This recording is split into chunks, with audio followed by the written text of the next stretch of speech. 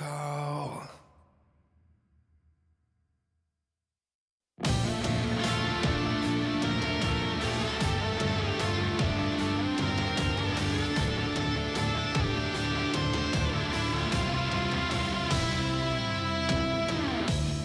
I can hear your voices calling me from a distant place, but I don't know what to do. Heed the call.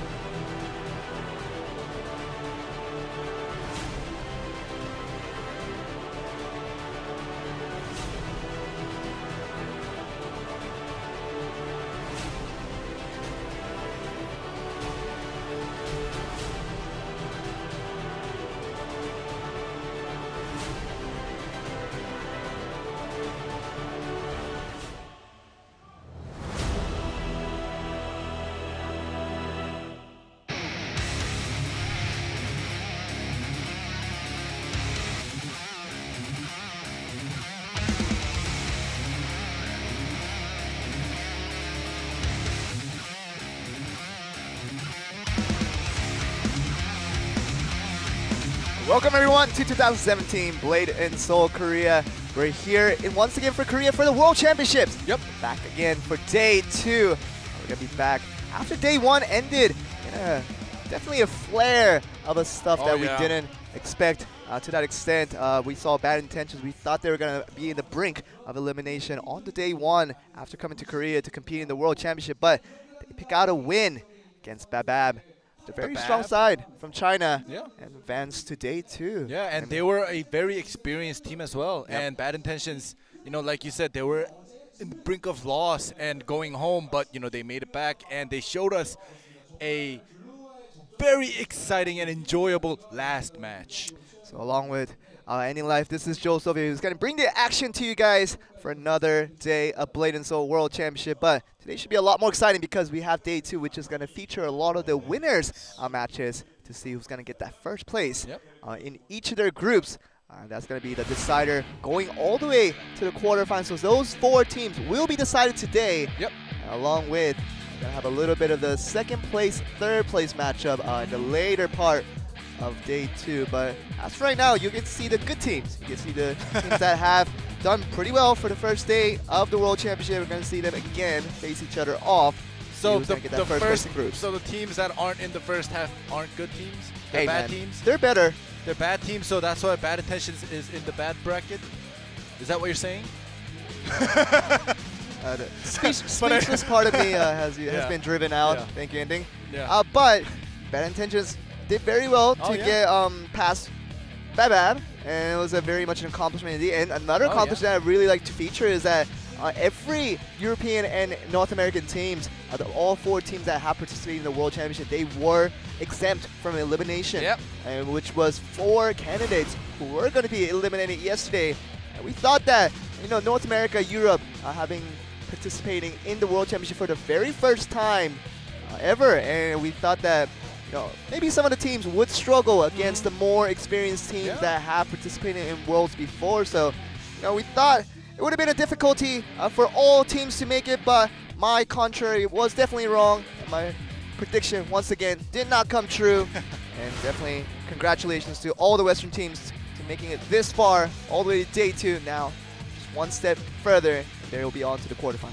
Exactly, and today for the first half, as you guys probably just saw on screen, we will have all best out of 7 games today. And you know, I'm very happy that we are moving on to best out of 7 fast, because personally I thought all of World Championship matches should have been best out of 7, even starting from the first day, because they've already, all these teams already have gone through preliminaries from their regionals. So, you know, they've already gone through the, you know, the tedious work of, you know, going through best out of 4s, you know, and winning and losing and coming back up and stuff, you know, doing the double elimination in their own region. So, you know, coming back, not coming back, but coming to Korea for Worlds, they, you know, I thought personally that, you know, everybody should have done a best out of 7, giving them more than just 1 tag match, you know, and, you know, even if you lose 1 tag and just winning 3 singles gives you the victory in best out of 4s, but in best out of 7 it's a different story. Definitely, because in terms of schedule, maybe that was the only reason they, OGN and NCSoft, decided on a best of 4 for the very first day, which was pretty fair to say the least, because it would have taken a lot longer to finish our World Championship. It's already been a long cast for day 1. And I don't mind. Would have been a lot longer, which we don't mind at all, because we quote unquote. We're getting paid. But yeah, anyways, so just the reason I said, you know, they should have gone best out of 7, regardless of, you know, the length of, you know, the broadcast or whatever. It's definitely different. Yeah, the fairness, the justice of, you know, all the teams that made it here, and, you know, all the 4 teams that got eliminated yesterday. I feel bad for them. Because, you know, they did have 2 opportunities to stay alive. They lost the first match in the very first round. But they lost out in the loser's match again, and that's how they resulted in the elimination. But as you say, Ending, it was definitely unfortunate to see a lot of the teams, all 4 teams that we saw get eliminated yesterday. It's a very unfortunate event to see, especially with the first participants for the very first time, with Thailand and Vietnam representing their own regions. For the very first time, they were eliminated for both. Vietnam and Thailand could not extend over to day 2 as we are here today. But see Also China, Japan, losing one of their teams as well. China was thwarted as one of the strongest regions in Blade and Soul, which is why they were granted that 3 slots compared to the 2 slots that most regions were given. So China, being one of the strongest regions, having already lost 1 team due to the European team, Bad Intentions, knocking them out in the losers match in the end. That was quite a surprise on our own, but you see another Chinese team hoping to stay alive. In this one, it is Taurus. You see Zhang Wencheng, Wang Sheni, and Li Ziyang. It's going to be representing China with their team Taurus. Stay alive with their team Taurus. And it's going to be the team next to Sky, the team that have already qualified to the quarterfinals due to their first seeding from the China region. And that has been good enough to get them right past all the group stages. Don't have to mess with the rest of the team. They just need to stay alive and really stick with us. And they're already through the quarterfinals. But we're going to be facing against a Taiwanese team that have made it through. As the Pengandi had it pretty well against many of their opposition, which got them into this winner's spot. And thank you on the other hand, which was the other Taiwanese team. They did go to the losers bracket last time around. So going very even matchup, we would have to say, because they did win out in the first day. We're gonna have the first match though. We're actually gonna be featuring our only remaining female player left in this Blade and Soul World Championship 2007, Wang Sheni. She's gonna be representing China and also the female population of Blade and Soul. See how far she can get with her team, but she'll be done for the first match with Chiang for the side of Gandhi, featuring the Warlock for the game 1. Yeah, it's going to be a 2v2 with the Warlock and the Thrall and the Summoner with the Cat. But, you know, let's hope that, you know, the one last female player of Blade and Soul remaining here plays a very good game for us. But we're going to go on to game 1.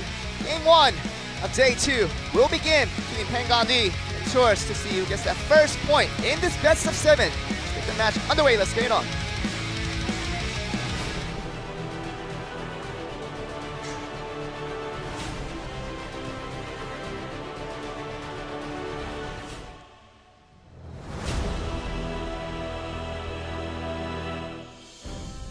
While we haven't seen this particular matchup in the Korean scene, it has become very much a commonplace in Worlds 2017 as we see another Warlock versus Summoner matchup. As we see Lin Xiang for the side of Pengandi versus Wang Sheni, Summoner from Taurus. Say the last remaining female player. Want to see her get very far and to really represent all the female players out there. Exactly, and you know, just for a reference, even though she is playing the Summoner right now, she is able to play at least 5 other classes. Okay. But I guess she is more. Really needs to be careful already. When she's up to the second aerial, that is an instant victory over the Pengandi and Lin Xiang. Another Warlock victory over a Summoner. So the table seems to be turning that way in terms of trend when it comes to the matches. Warlock has been winning out a little more than the Summoners have in this particular match, which we have seen in many occasions throughout Worlds 2017 in this past 2 days. But right now, just Summoner losing out once again and is 1 point over the Pengandi. Yeah, and Lin Xiang, the Warlock player that just, you know, completely dominated the Summoner, was probably kind of telling me to stop talking about the Summoner and talk about him, because, you know, right when I started talking about how she could play other classes, he just went for that area with the time distortion and just finished her off cleanly. Definitely wasn't the Wang Sheni show there with game 1. Definitely Lin Xiang showing the styles, finishing off the Summoner relatively quickly for a quick 1 point over to Pengandi. We're going to be going on to game 2, the second single of this series, before we move on to the tag in game 3. But like we like to remind you, this is a best of 7, very different from yesterday. Every match does matter very much, but to a lesser extent, because we're going to be carrying this over to many more games. So it's going to just really indicate for us that, you know, it's more of the mentality, more of the momentum, more of the confidence that you all gain for yourself and your team for each and every game. And that's going to be the important part here. We're going to be Tang Kus-chu on the Destroyer versus Zhang Wencheng for the side of Taurus. He's going to be bringing out the Force Master. Actually, might not have seen this from yesterday. What do you think of this, Andy? Yeah, well, Destroyer versus Force Master, we've seen this matchup a couple of times in the Korean scene as well. And 99% of the time, the Destroyer does have a hard time against a Force Master. As long as the Force Master is able to keep his distance, use his backsteps at the correct timing. But you know, this is, like we said, this is Worlds, and they are from different regions, and they have not practiced with each other that much. So, you know, this Destroyer might be able to beat this Force Master. Who knows how this Force Master will play, because we are so used to seeing Jungho use Force Masters. That's true. That's the reference. Master, you know, the mastermind of Force Masters. He is the Force Master, and now we get to see a new Force Master in this game. Let's see how he deals with this Destroyer. We're going to see Pengandi, after facing up against a Taiwanese team yesterday, go up against the first time against another region. They're going to go up against Taurus. The second game will be Destroyer versus Force Masters to see who gets that second point in this series. Let's get the match underway. Let's get it on.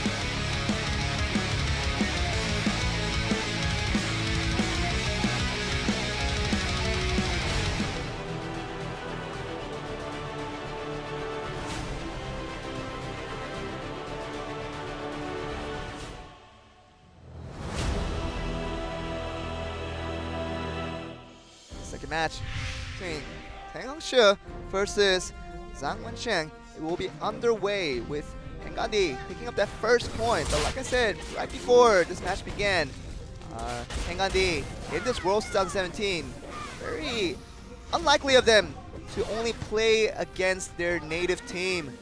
Being thank you 9527 that they faced yesterday were the only match from day one. They already advanced to day two after that, so they haven't had an experience facing up against a team from another region.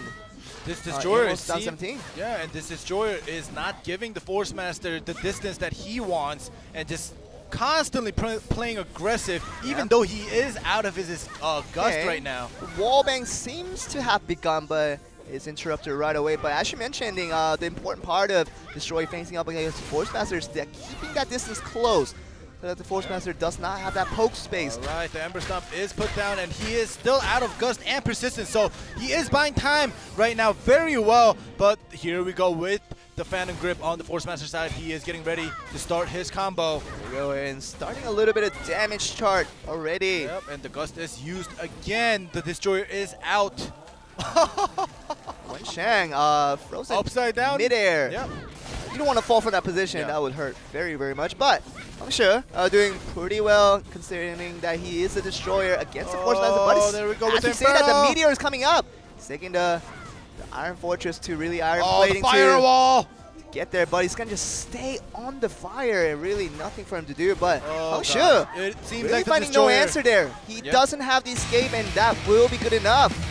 Yeah, he seems very happy, the Force Master. For Zhang Wensheng to pick up the win there in Game 2. And now it is even at 1-1 as we move on to Game 3. But we thought the Destroyer did well for the early parts of the game. But Zhang Wensheng, he played many different classes so far in this World 2017. But starting from yesterday, Day 1, he's shown very consistent performance that he hasn't really shown a lot of lackluster moments during any parts of his game. And he's showing that once again today. That consistency really proves a big part. blade&soul, and especially in the World Championship when you're facing a team day after day, that consistency should be of high value for the side of Taurus, and you can see them really making that valuable towards the very end. Yeah, exactly, and now we are done with the first two singles, and we will be moving on to match 3, which will be the first tag of today. Yeah. And you know, this tag, like we always say, is worth 2 points, and this will actually get your engine started for whoever team takes that first 2 points. And the 2-point lead is huge when you want to get your momentum started. Yeah. And whichever team it may be, with that 2-point lead, moving on to, you know, set 4 and 5, the 2 singles, they may have a crazy amount of at least 4-point lead if they are able to keep that momentum. So after Game 1 and 2, we kind of see how even these two teams really are at this point. We're only relatively speaking, as we do not know the absolute skill level of all these players, but hopefully Game 3 will give us a better indication of what their skill difference may be. We see the really much a Destroyer coming from Lee Tsian. Yep. He was just the Force Master who won the singles, but now he is bringing out the Destroyer. But I think it's more of a graphical error. I think it was Zhang Wensheng. That was the guy on the picture. So I think it's a little bit. I think Lee Yang will play. Okay. The destroyer. So that was a little bit mistake on the OGN's part. Yes. So guy you saw in the picture was not Lee Yang. That was Sang-Wen Chang that you saw in Game 2. He will be back on the Force Master once again. But nonetheless, it will be very, very straightforward with the classes they had picked. But interesting games are coming up. Yeah, exactly. And I just feel that, the first match, we didn't have any technical difficulties. Good for them. And, I hope this tournament today goes through smoothly so the players don't get, too tired of waiting and, fixing up problems. But, yeah, it seems like we are almost ready for our first tag of World Championships second day. It really is. And day 2 does begin with a blast. And Chaiwan, I said Chaiwan because this is exactly what I want to say in my mind was Taiwan and China. I don't want to relate them together because the people over there in China, people over in Taiwan, they do have a lot of beef for many different reasons, for many political reasons. I'm sure they do. We're gonna. Nothing for us to discuss in depth. Oh, sure, but I'm sure they have their own issues in time. So, the fact that it's individual teams with tourists, individual teams with Pengandi, they are representing their own regions with China and Taiwan. So, I mean, beyond the things that we know, there might be a little more seriousness in the way they confront each other. So, I think the game is taking a little bit longer. I think he kind of jinxed it there by really mentioning the problem of not having any issues, and we were thankful for that. But as soon as you say that, the issues are starting to occur. Yeah, and I shouldn't have said that. But like you said, Taiwan and China, they have pride is involved. Definitely, yes. Pride is definitely involved, and they do not want to lose. They want to win, and they want to win with. Now a clean sweep is inevitable because, not inevitable. You can't have a clean sweep because it's 1-1, but, they still want to win with at least this 6-1 maybe. I think we're ready for the Game 3 finally. We're going to get onto the Game 3 tag match between Pengandi and Tourist coming right up. Stand on.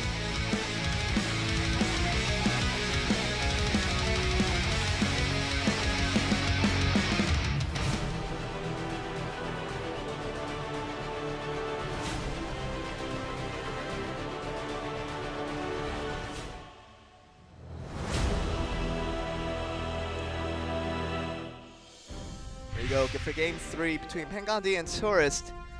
Alrighty. Lin Xiang will be the first man up on the Warlock. And Sang-Wen Chang, the guy that we saw from Game 2. The Force Master will be back on again. Alright, let's see. There we go. The first move is made. Okay, no escape. Just being taken out now by the Force Master, Wen Chang. Frozen by Frost Burst. Familiar tries to send a little bit of Kamehameha, black one on the way, but not much doing when he's frozen like that. But second series damage coming through for the Warlock. Yeah, nothing too much going on. There we go with the Tether Blade again. Oh, into the aerial. Okay, now it's starting. The shackles into the damage is a lot of threat. Going over the Tourist, forcing out the defensive interfere from Wan Chini. Another series damage looking for it now. This Force Master might want to tag out because he just used the second win, and now he shouldn't be waiting for a defensive interfere if he gets caught by another CC. I wouldn't think that will be a very good defensive interfere anyway with the opportunity that he does have to tag out. We don't want to see a Force Master being the first man tagged out, which he does now. Very smart choice there. Yeah, as a Force Master, you have to stay, wait, at least trying to get the Force tag out, but taking that much damage, you have to tag out. Unfortunately for Team China or Tourist, already using one tag point so early in the game. And Tourist really having a hard time finding an answer towards Lin Xiang.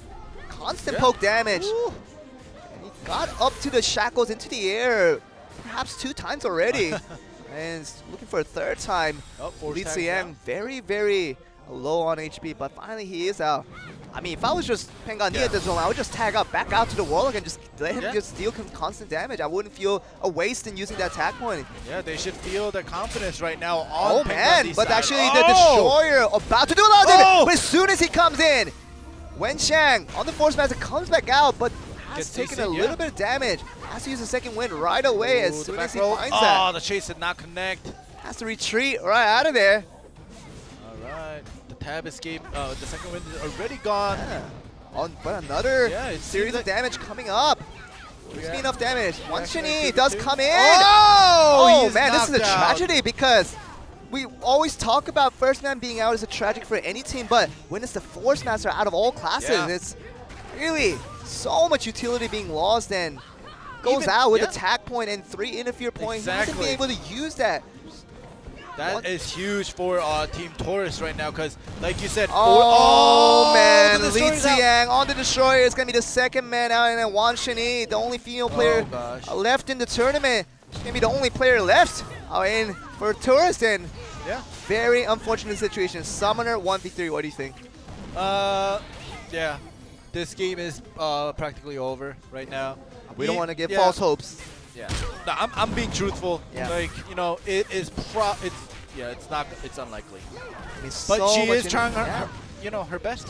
But you know, so much interfere points left available in the opponent team. That's the difference maker here. I mean, if she was even had an effort to try out for that miraculous 1v3, you had to take out the interfere from play. But you have all 2 interferes from both sides.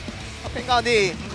A very assured win, but I feel like you know, Zhang Wensheng on the Force Master, he did pretty well for game 2 as he beat out his opponent, but game 3 though, it was a little bit of a mistake to really not save himself with the attack point that he did have available. I think he stayed around a little bit too long, even after that second coming.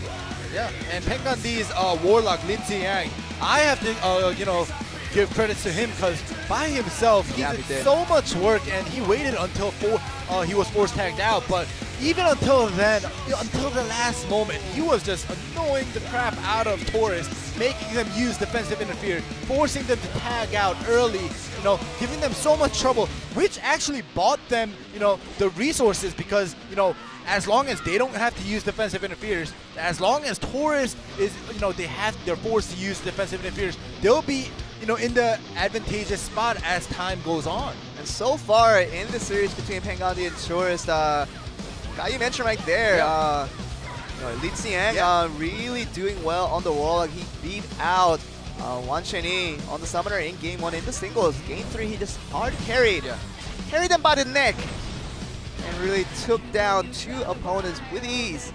Really just ending the game 3 in an instant. Yeah, and overall in the game 3, Pengandi, regardless of, you know, who was out of the field, it did not seem like any of them was having a problem against Taurus. Yeah. You know, Lin Xiang, I already mentioned that he did phenomenal, but even the other 2, you know, players, they come out on the field after the force tag happened, but, you know, they didn't use their tag point. They didn't need to use a tag point to, you know, run away from Taurus because they were being cornered, but they were actually cornering Taurus and knocking one player after another. It was after actually Lin Xiang put so much threat on the side of Taurus that, you know, their momentum definitely did go down in that particular match, and they were really left with very little options to do anything. We're going to actually move on to game 4. See whether Taurus can pick it back up. Li Xiang on the Destroyer will be back out. After that tag loss, he'll try to get his redemption by coming out first single of the day, but it's going to be against Xing Sheng. It's going to be on the Assassin. Going to see him for the first time in singles after winning out the tag match in game 3. And Li Xiang on the Destroyer? Oh yeah, Li Xiang is going to be on the Destroyer as we already mentioned, and it's going to be very interesting as to Assassin versus Destroyer for game 4 coming right up. Let's get the match underway. Let's get on.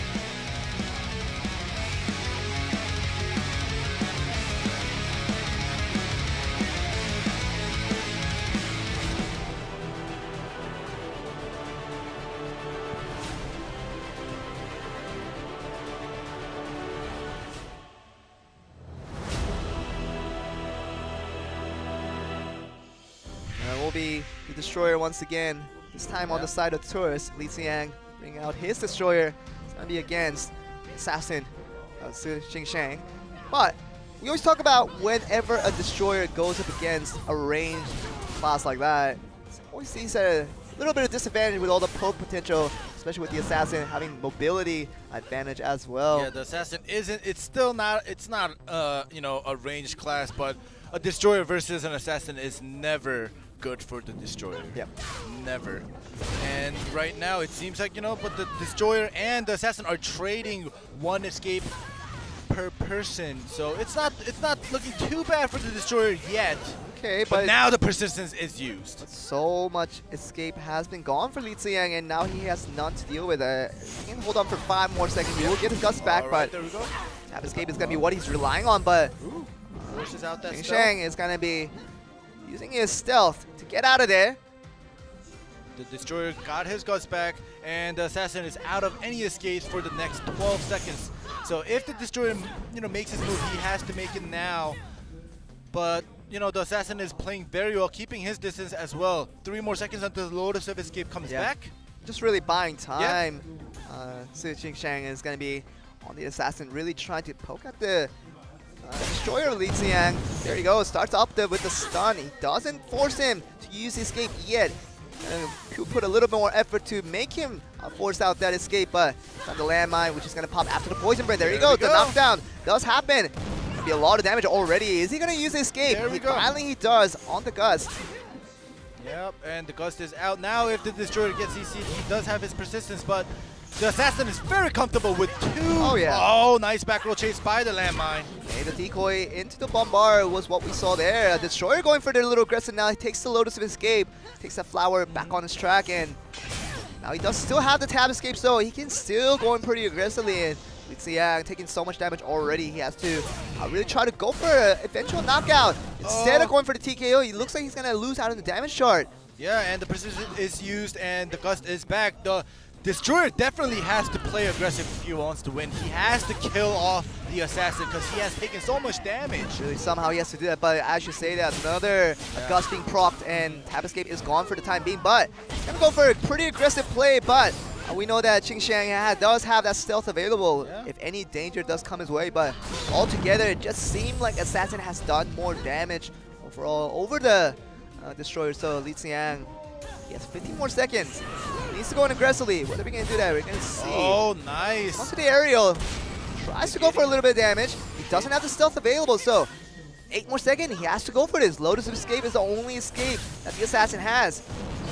The Destroyer has to... Oh, body swap into the poison breath. Will this be enough to finish it off? Now, the health bar does look pretty even, but we know that the Destroyer does have some healing capabilities. Assassin does have a minority have that. Took the victory in this round. Definitely has so much more damage, but the health bars really are misleading because, you talk about Destroyer having so much healing capabilities compared to the Assassin. So when you look at an even health bar at the end of the game, you kind of already know that Assassin is very much ahead. And gets the win right there. Nandi, 1 more win for them.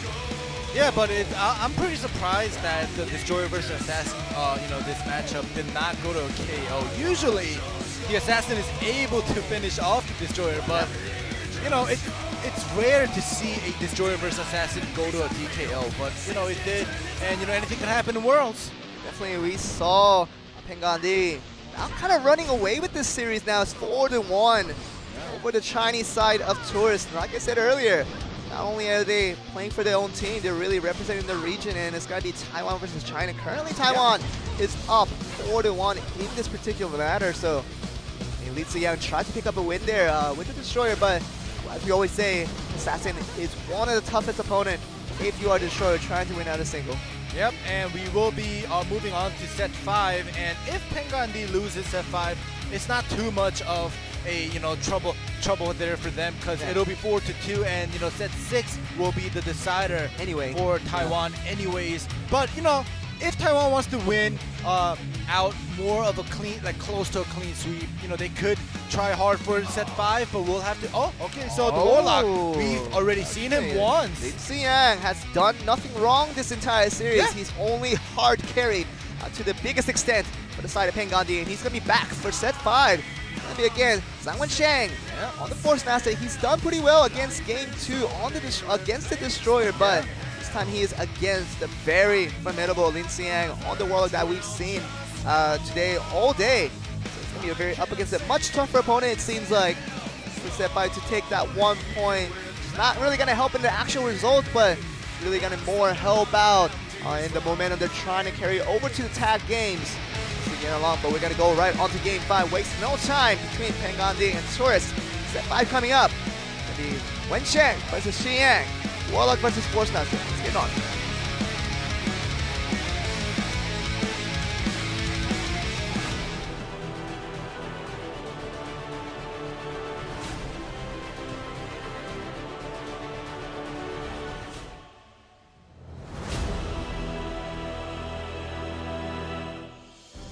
Every year that we progress through World Championship in Blade and Soul, we like to remember a few of the faces depending on how they do, because we are not introduced to these guys throughout the year. So World Championship being the only time we can see these guys. So some of the names we do remember from past years of World Championship in Blade and Soul.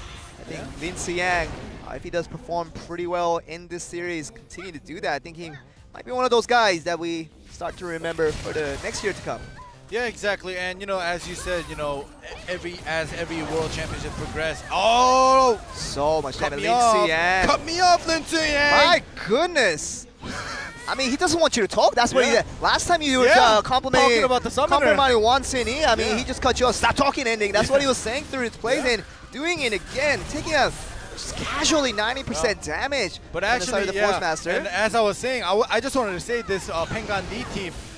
The name wasn't Pengan D, but all three of these guys participated last year as well. But it just seems like all three of them have improved immensely, you know, because to be honest, this might be the end of it. The familiar helping out with the damage, and that will be the end. Lin Xiang picking yet another easy victory. That's the difference here. I mean, victories are fine, but when you take a victory that easily over every match that you play in this series, that is very significant, and that's what Lin Xiang has been doing all series.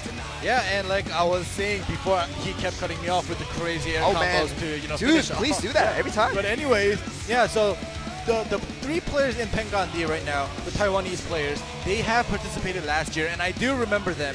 But, you know, to be honest, compared to last year, they definitely have improved, because I'm going to be honest, and I don't remember any of too much of a super play from them. They did play well overall, but it was just mediocre. But this time around, them having a 5-1 lead against Taurus, now I'm gonna remember them for sure. I mean, definitely, it's not really your fault, Andy, because you know, when they make super plays and when they do it at a constant basis, that's when you start remembering, even without your, you know, volunteering to do that. But we see Lin Xiang, I mean, more than the other two players from Pengan D, really making a name for himself now in World 2017, and just really single-handedly tearing the pieces apart from Taurus. And Taurus, I mean, they have to go to Game 6 now with the mindset that they are down 5-1 to somehow pick up so many points. Yeah, they have to win set 6 and 7 if they want to stay in. That is the only way they can do it, because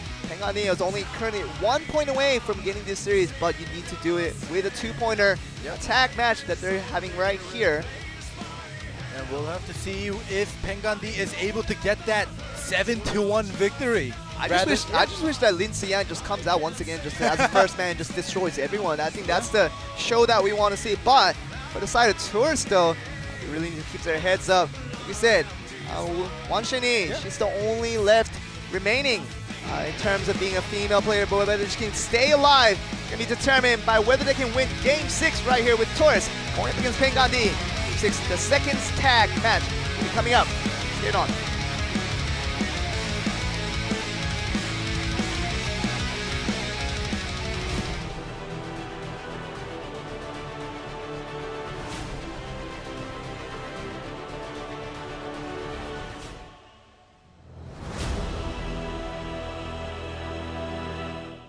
Aha, thank you, Pengan D, granting my wish. Lin Xiang is going to be indeed the first man out, looking to destroy all three players, 1v3. Let's go. Yeah, and Zheng Wensheng is out once again, but he did not do too well against Pengan D's Warlock, and we'll see if he's able to redeem himself when, you know, coming out first. There we go again, Lin Xiang. Jeez, doing casually 40% damage in the first few seconds of the game. There we go. Force Master is trying to keep his distance, but that Tether Blade. Oh, another one! Second series damage. Will it be out? This is very, very bad if Wensheng does not tag out here. I mean, he has the tap escape available, but that doesn't really matter. You take another series damage like that, you will be knocked off once again. And quite frankly, it's going to be leading to another defeat in this tag match, which they do not want. This is their last chance to stay alive in this winner's match. Yeah, even the summoner on Taurus' side interfered in and took damage and went back in. It's not looking good at all for Taurus. This might be a 7-1 victory. But Lin Xiang does go out with the tag point being used because he did use all of that escape doing so. But Lin Xiang, he hasn't had a great series so far. He hasn't been able to show much. he has to try to go for a little bit of effort to improve on his own abilities to help out his team, but Shadow Slash connecting. Persistence used. Yeah, but Su Qingsheng, last time he faced Li Xiang in the singles, tore him apart piece to piece, being that assassin. Searing Strike negating that landmine knockdown. That was good. Li Xiang could use an offensive interfere there, which he does now. The summoner comes in. But stealths out, makes that interfere go to waste. Yeah, Wen Shenyi on the summoner really relies on that interfere offensively to put in the additional damage once your teammate has that CC confirmed, but it really isn't confirmed when you have that stealth available for the side of Assassin, so Qingsheng are really going for that stealth right away, negating any type of offensive opportunity for the side of Tourist. Yeah, no, it seems like another offensive interfere kind of, but you know, not making anything out of it. Tourist is just kind of, I'm gonna be straightforward, they are wasting interferes right now. They're not making anything, they're not capitalizing on this interfere. On the other side though, it's definitely Su Qingsheng doing a very good job of escaping the opportunity once the offensive effort is being, procced by Tourist, but it's gonna be a forced tag right there, but it's gonna be knocked down, so no chase opportunity happening there for the assassin. So Su Qingsheng not dealing too much damage, but doing a very good job of wasting the other team's resources with the interfere being lost. Oh, so much shields right there. Zhang Wensheng, You gotta really remember that one. needed that one. Taking so much health. Back to his favor now. Alright, I'm sure it's going to be on the Destroyer trying to go against his force that he did not win in Game 2 when Zhang Wensheng poked him out of danger. So Game 2 wasn't a success for this guy, but I would just say tag back. You use the tag point over to the Warlock right now and let Lin Xiang and just carry the game. Which they have like a in-ear. It was inevitable for him to tag because he was out of both escapes. Is it just me or everything I'm telling them they're absolutely doing everything I'm telling them to do? No, wonderful. It was predictable, to be honest. Wonderful. I want to believe that. Yeah, but the Warlock coming out once My again. goodness, Lin Xiang doing another series, and this is the reason he needs to be out and forces another tag point. Wensheng already down 2 tag points and 0 tag points for the rest of the 6 minutes left in the game, if they can survive that long. Yeah, and you see a lot of zeros on Torres' side right now. The resource is being depleted, and it's not good at all when there's still 6 minutes left. I mean, look at this. Lin Xiang has already wasted 2 tag points away from Zhang Wensheng. And Qingsheng, the assassin for the side of Pengandi, has wasted 3 resource points just from the interferes, just by his presence on the field. But, my gosh, talk about these resources being wasted. It's going to really cost them in the late parts of the game. Like I say, if they even last that long, but it just seemed like Pengandi really hasn't figured out and has been measuring them to quite extent. Ooh, nice chase, forcing that tab escape right when the summoner comes in. Wan Shani taking damage as soon as she comes in. Another Warlock damage, and this might be no escape. There is an interfere coming from the Li Xiang. Can be done. Other than that, it's very dangerous. It's just another series of aerial. Finally, good iron plating. Yes. Good interfere right there. Had to be, because Li Xiang, if he didn't come in there, his teammate would have died out. Wan Shani, the summoner, is needed for the constant poke damage. Also the interfere offensively too. Going for a little bit of efforts with that, but right now just Taurus. Yeah, seems to have no answer. Having a very hard time, and it's noticeable, and it's understandable because Pengandi is definitely more skilled right now. Oh, they're coming in with that Warlock interfere. Lin Xiang making his presence felt all over the field, and Wan Shani, I mean, she just needs to really tag out. I don't know what she's doing. Yeah, well regardless of who comes in, it just seems like Taurus is being outplayed by Pengandi all over the place.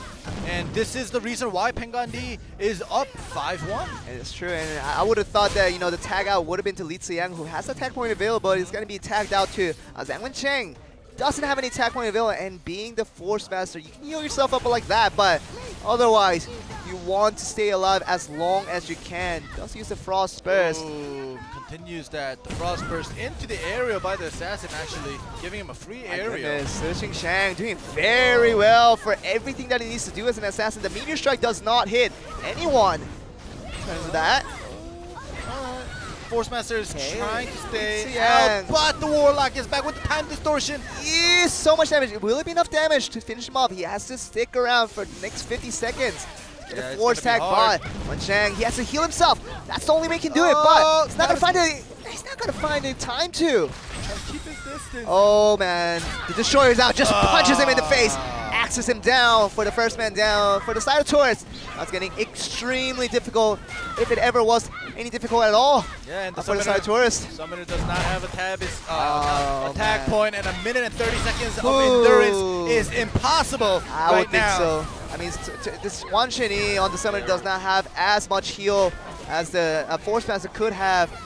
I mean, just you see right there, there's a minor healing, but it's not to the full extent of a Force Master healing literally back to 100% in a matter of seconds.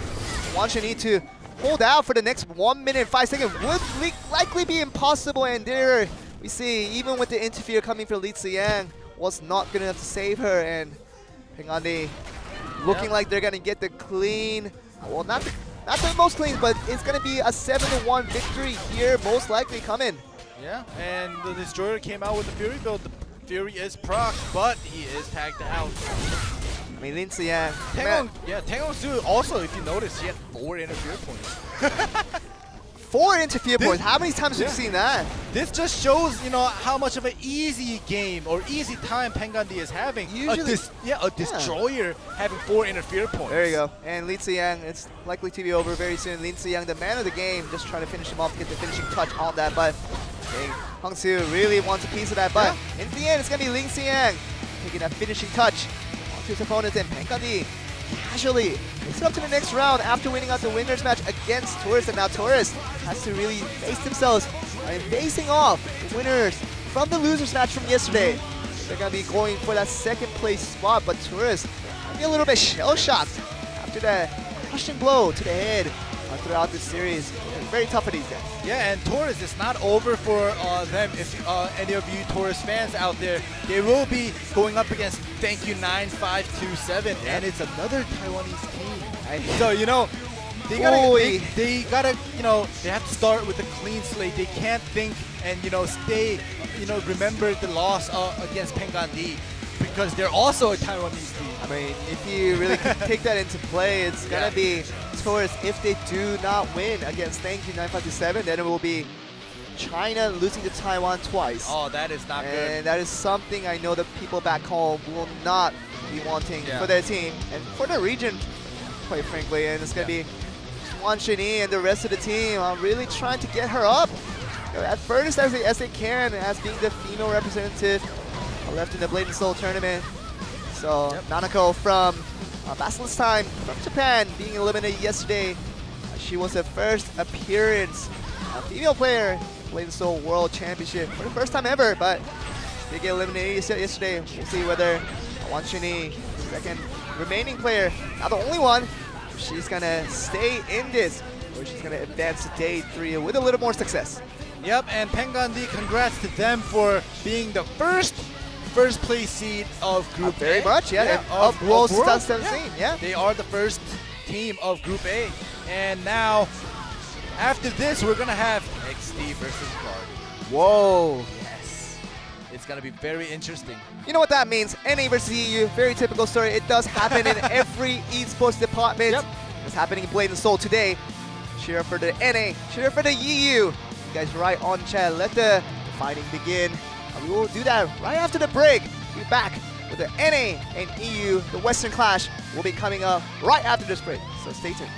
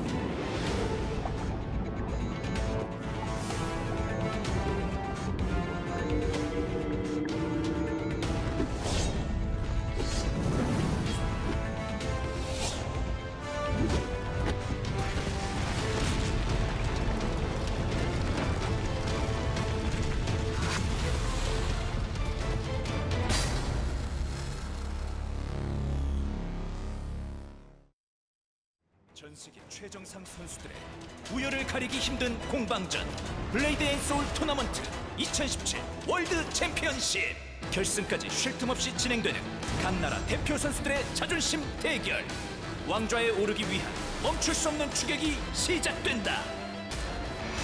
블레이드&소울 토너먼트 2017 월드 챔피언십.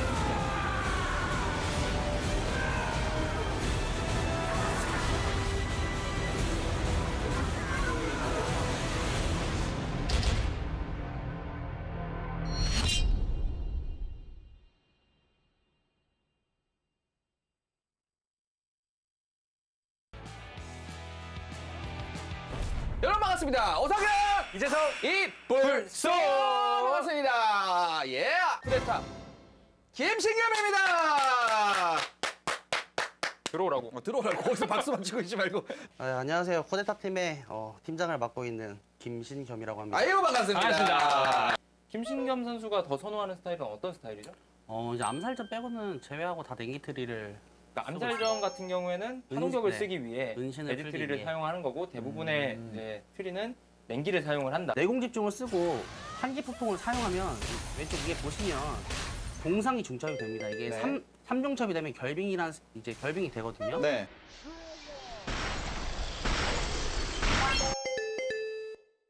근데 이거를 이제 2초 동안 3중첩을 만들 수가 있어요.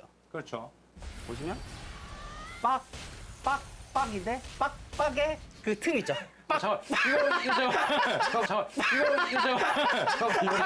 냄새가 이거 최상진 냄새가 또 나기 시작하는데 지금. 그게 아니라 그때 본 거 같은데. 그거는 따닥따닥 이거 그냥 이거 정박자예요. 냄새가. 아니 이거. 알겠어요. 일단 알겠어요. 이 빡 박자에 예. 빡 할 때 이 반박자에 대지 파동을 집어 넣으시면 아하. 그러시면 이제 그러니까 결빙도 되면서 결빙이 딱 되는 타이밍에 네. 기절이 들어간다고 이제 보시면 됩니다. 찍는 타이밍인데. 타이밍인데 선수들은 다 이러니? 나 궁금해서 물어보는 거야 그냥. 아니 이게 빡빡빡이나 따닥이라든가 뭐. 아니, 저도 생각해요. 아니면 뭐 이제 이런. 다 이래? 뭔가 하나씩 뭔가 결함이 있는 거야. 콤보를 일단 보여드릴게요. 네. 승격권하면서 한개 먹고 3종 탑 되죠. 아 이렇게 딱 공중까지 띄우면서 추가 데미지까지 넣을 수 추가 데미지. 있고. 이것까지 네. 방금 쓴 콤보면은 비무장에서 피해량이 어느 정도 한 나올까요? 70% 정도. 70%. 그래서 인사드리도록 하겠습니다. 지금까지 어성균, 이재성, 김신겸. 뭐였죠 우리 제목이? 이플스였죠. 이플스였죠. 다시 할게요. 편집하면 되니까요. 네, 다시 가시죠. 다시 하겠습니다. 지금까지 어성균, 이재성, 김신겸. 이플스였습니다. 안녕히 계세요. 감사합니다.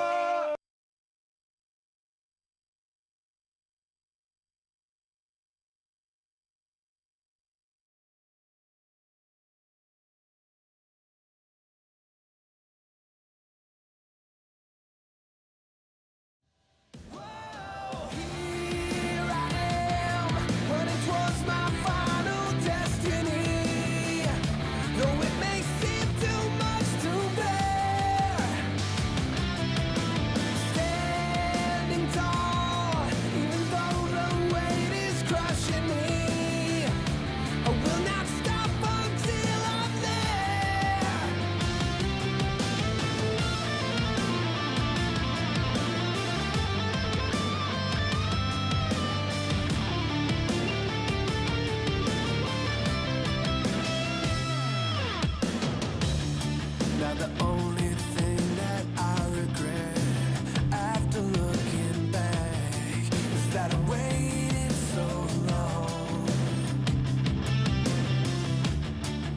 I know with all my beating heart, I'm on the right track. Wish I knew it all along. Heed the call, rise above it all. You must fly into the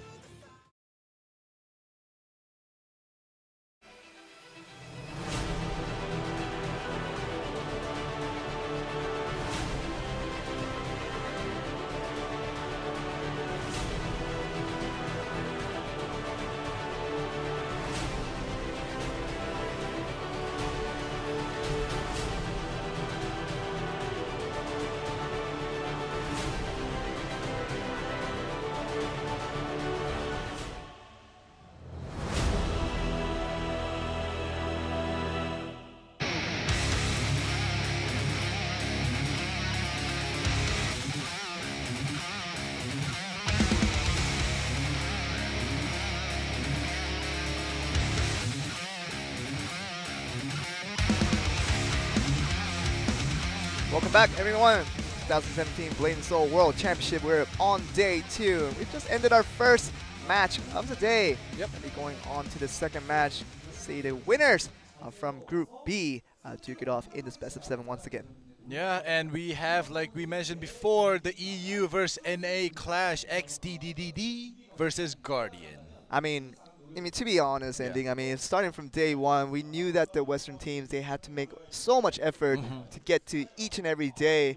But right now, we see the West winning out both of their matches with the NA side, Guardian winning out their match, and also XCDD winning out their match in the opening day. To get to this stage, onto the winners match, is such an accomplishment already to really congratulate them for how well they've done in day 1. Now we're on to day 2, but no more Western winning every time anymore. One team will be the loser out of these two, and whether it will be the EU or the NA, the chat will know far better than we do of who the victor will be.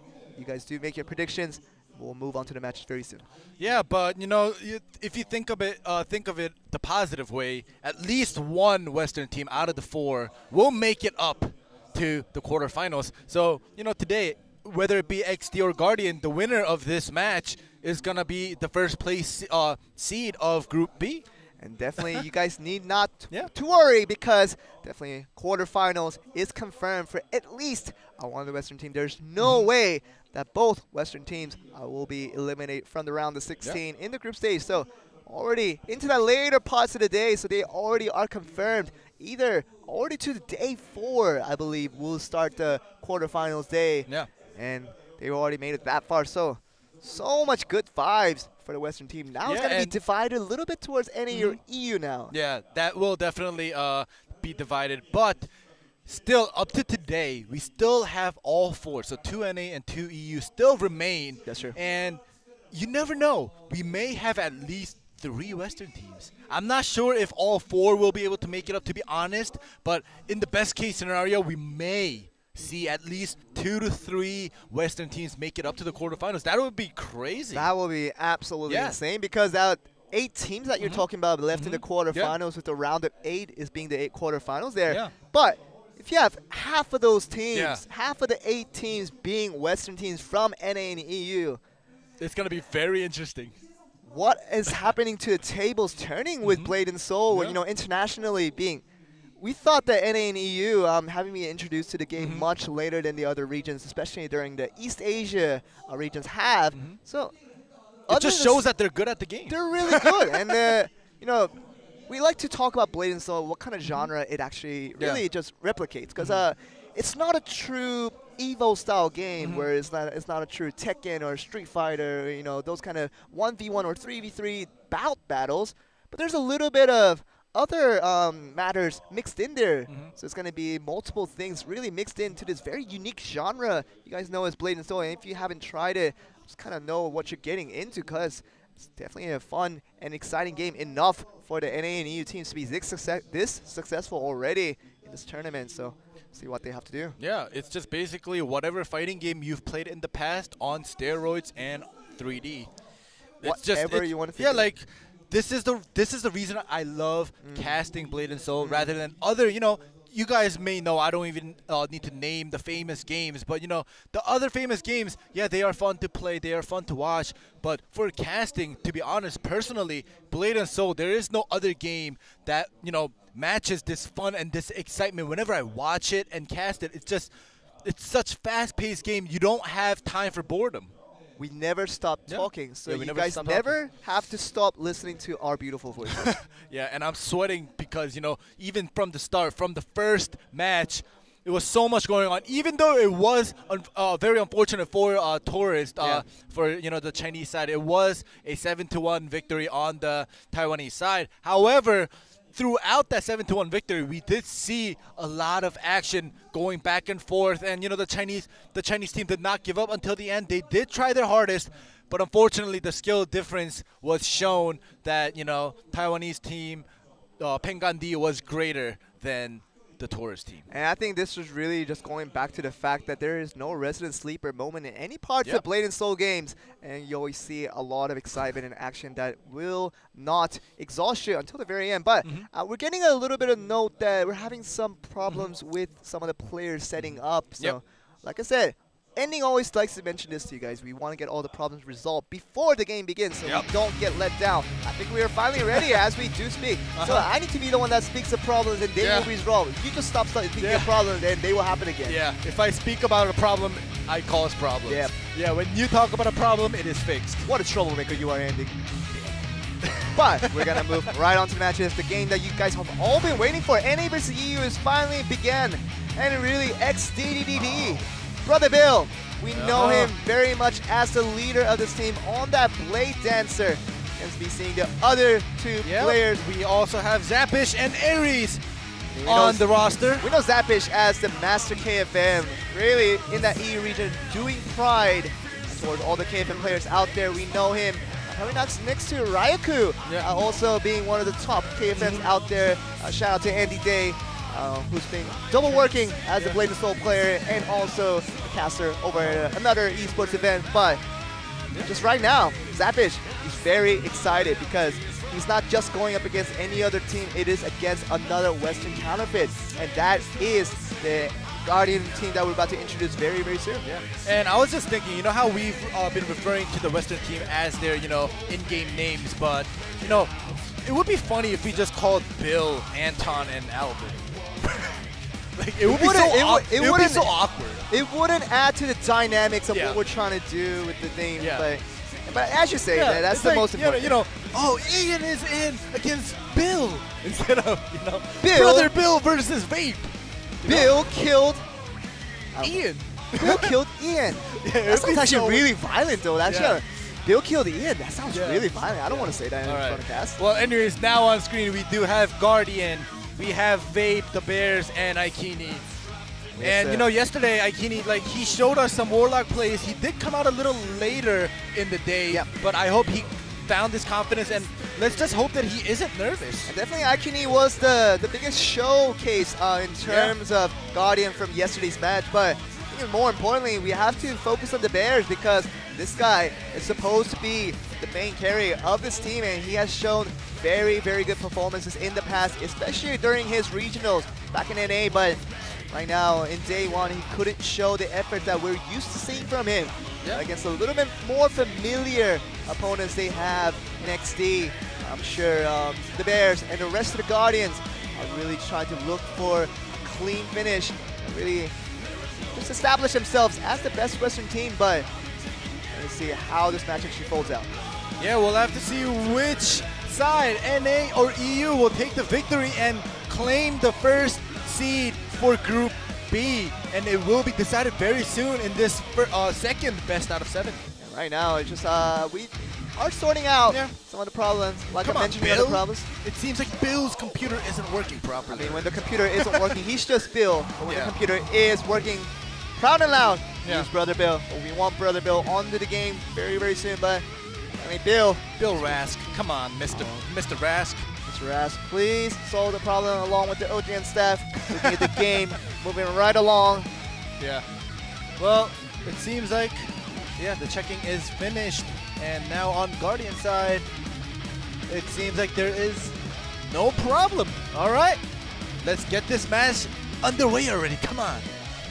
Please, Odian. We really want to get onto this match. So does everybody viewing on Twitch. Yeah. So much action, so much storyline behind this particular match. I mean, we've had NA and EU in other esports titles before, but probably the first time in Blade and Soul to ever see EU versus NA, and the rivalry always has been there. Although we like to cheer on for the Western sides, all equally, more importantly for the viewers is that NA, EU, who's stronger? Did I mention that I'm very happy that, you know, NA and EU participated in this Worlds? Oh, you did say that. When did you say that? I thought I was the only one to say that. I don't know. I'm very happy. Yeah. Right. But now we have the referee checking the computers just in case, you know, there could be a problem or, you know, anything. You know, we don't want problems, like I said. I definitely would take this way over having a problem in the middle of the series. Definitely. I could take a little bit more time. I could forgive the computers being malfunctioning for the beginning of the match right before we move on, because I really don't want any problems during the game and, during the series when everything has already been hyped up and I want to cool down, put some water. I kind of need to cool down though. I'm sweating. Oh, you are sweating. I mean, this ending, I can only see you ending, and the viewers can't see you right now, but you are sweating like a molten rock. Yeah. I have a tsunami going on inside my hair. That's a lot of water. Yeah. And finally, we get to see our first set. Are we ready? Let's see Zapish. Yep. KFM versus Zabez on the Assassin. Now, I mean, Zapish, we always know what he's capable of, and he's looking to bring that again, but it's more about the Bears, whether he will come out to play in day 2. He hasn't done necessarily so in day 1, where his other teammates really did the carrying for the team, and the Bears, he's supposed to carry that role on his own shoulders. Whether he will do that, we'll see in game 1 as he goes against Zapish. And I actually talked to some of the KFM players in Korea, like Suwon and Doug and Kang, and for them being such a great KFM players, I asked them, you know, what's a hard matchup for KFM, and one of the matchups was actually an assassin. Okay. So let's see how Zapish will, you know, go up against the Bears assassin. Definitely, if he's able to take him on. I think they would come from that idea just for the fact that the mobility is definitely there for the assassin, whereas the KFM has to get in range and to get that confirmed distance shortened down, get his start up his damage. So with an assassin, definitely you have to chase around the ring, trying to get that opportunity. But I think we are starting to get ready to get onto game 1. Finally, let's get onto game 1. XD, Guardian, we are ready. Game 1 will begin right away. With Zapish versus the Bears to start us off in this Western Clash. Game 1 commence. Let's get on.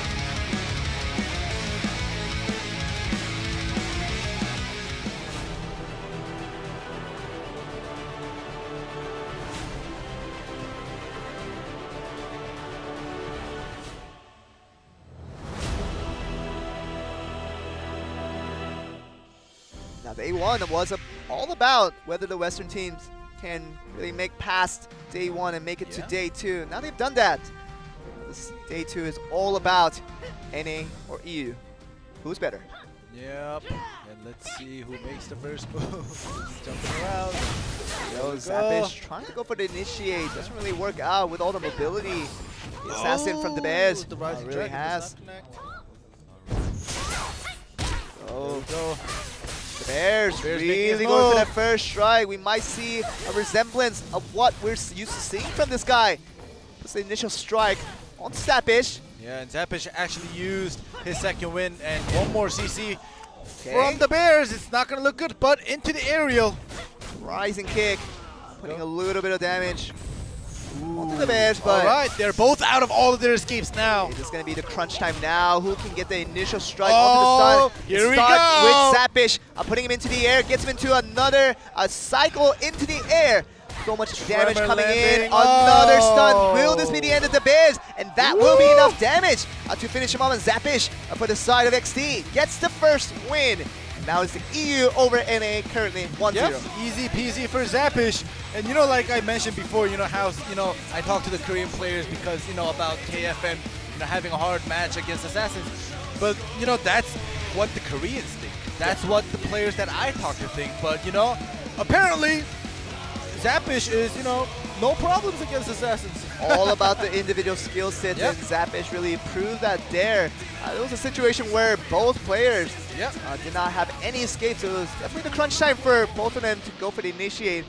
Zapish found the first piece of that and was good enough to finish him off with a series of combo. Yeah, and there was a moment when they were both out of escapes, and Zapish was able to land that first CC into the area, and you know, it's like same thing with the KFM. So many CCs that if you're out of your escapes and back, even if you do have a back roll, Zapish is definitely going to tech chase you if you back roll. So, you know, it's the same situation with an assassin. So, if you're going up against an assassin and you're out of escapes, you're basically 100 to 0. Yeah. See? Pretty similar to KFM. It's just that the KFM only has one escape. So he has to be a little bit more careful when he's going up against an assassin. But this time around, Zapish capitalized on that no escape on the Bears and just finished them off. From many occasions that we see the KFM, it's definitely harder than the assassin to get that initiate on.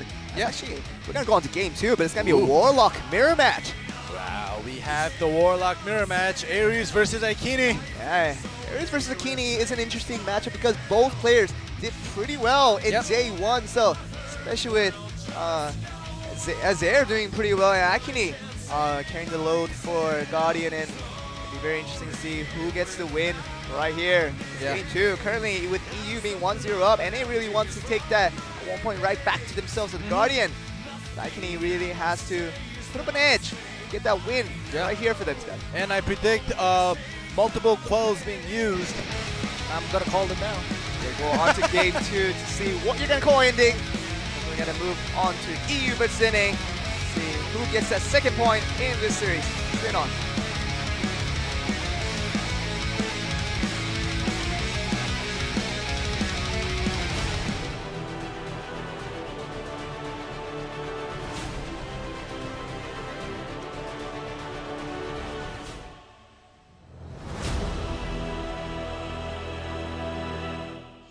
I know you guys all loved the Warlock mirror matches. Oh yes. With so much paper. Yep, just quells all over the face, sanctums on the ground, but the Tether Blade landing first for Aikini. Okay, we're not going to see the typical Warlock mirror match that we're used to seeing. They're just going to summon the Familiar and try to go for the damage all the way. There we go for the first initial strike. Coming in from Aikini making right there. Yeah. Right now, Ares is out of his second. Oh, there we go with the sanctum. Will he use the time distortion to get things back? There you go. Both players use the time distortion to get their cooldowns right back on track, but it is still Ares being down in terms of HP. So Aikini feeling very confident about the situation. He played very well in day 1, trying to continue that on to day 2. Yeah, it seems like he is actually doing a little bit better than Ares right now. At the start, we still do have 2 minutes and roughly 10 seconds left. The Familiar will be summoned on both sides as the timers. Very, very much the same. Yeah. Who is a better trainer? Which thrall is stronger? And Ares! Ares time. Doing so much damage. Will he be able to get out? The second wind is not available for the side of Aikini. And will he be down? He still doesn't have the second win. And that will be enough damage coming in from Ares. And another win over to EU. And it's 2-0 for the side of Europe over North America. This was actually a less boring or less Resident Sleeper Warlock mirror match. Definitely, they go for the damage. Yeah, from the start, Aikini made his move, took away like 30 to 40% of health from Ares. But then, you know, Ares was just getting the feels of how Aikini was going to play his Warlock, and he just came right back and just finished them off right quick. I can just imagine what the chat is really writing about NA and EU at this moment, as EU currently is up 2-0, and really North America has yet to put up a fight against the side of XD. And I mean, gotta put it to them. I mean, Aikini did pretty well for the first parts of the game, but so much damage coming from Ares, and tons of damage. I love to say it, tons of damage, especially when it's a Warlock. You want that, but sometimes we don't get that done because we see literally a printing machine coming from the typical Warlocks we see in Korea. Puts a paper in front of their face, blocking nothing because the other Warlock is putting a paper in front of his face. So the psychology behind that is still yet to be found, but we got a very exciting Warlock mirror match for game 2. Yeah, and it seems like we are done with the first 2 sets of singles, and we will be moving on to our third said, which is a tag match. And EU, as Joel mentioned, is up 2-0. If they win this tag, they'll be up 4-0. And NA, Guardian, they don't want that. They don't want EU to get that momentum, especially them having 0 points right now. They have to come back and try to stop their momentum right now. It doesn't matter if it's the Western teams or the Korean teams. If you're up 4-0 in the best of 7, that really takes a toll on you. It's really difficult to come back from there. So much tilt will be involved if EU wins once again in this tag match. Currently it's 2-0 up for the side of XD, and Guardian has yet to find an answer in terms of singles. Whether they can do it in the tag will be another question to answer, but Guardian, we saw the Bears, we saw Keeney making their effort. Vape has yet to make an appearance so far. He's going to make his first appearance in this tag match, so we can find a little bit of more answers for his team. We're going to find out. Yeah, and it seems just by looking at the compositions, the NA, like I mentioned yesterday, Guardian has a little bit more of a composition similar to Korea, or identical to Korean players. And let's see if that composition will work out in this tag match, because like we multiply said, like repeatedly said, they don't want XD to have a 4-0 lead, and the music has changed. Let's get this third set going. Let's get it on.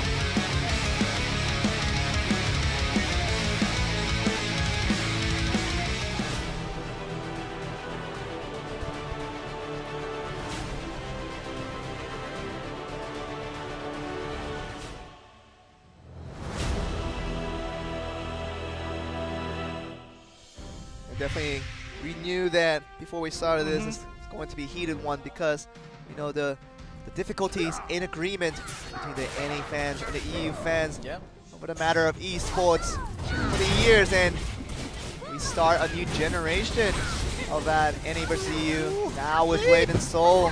Vape is just going all out right now. Vape is angry. That's the only way we can describe it. He takes down Ares to 40% health in the first 20 seconds of the game.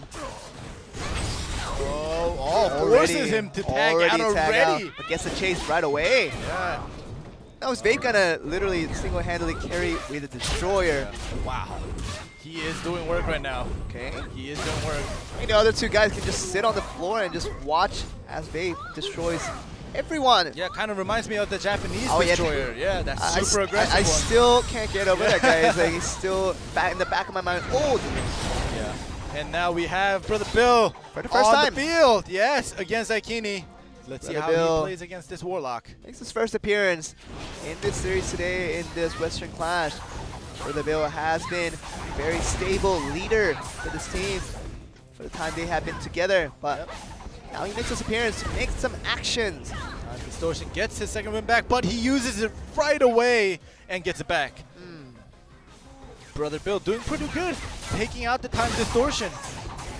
Really looking for an answer towards Brother Bill now, but get him up to the air. It's going to force a reactionary 2v2 because of that defensive effort. Yep.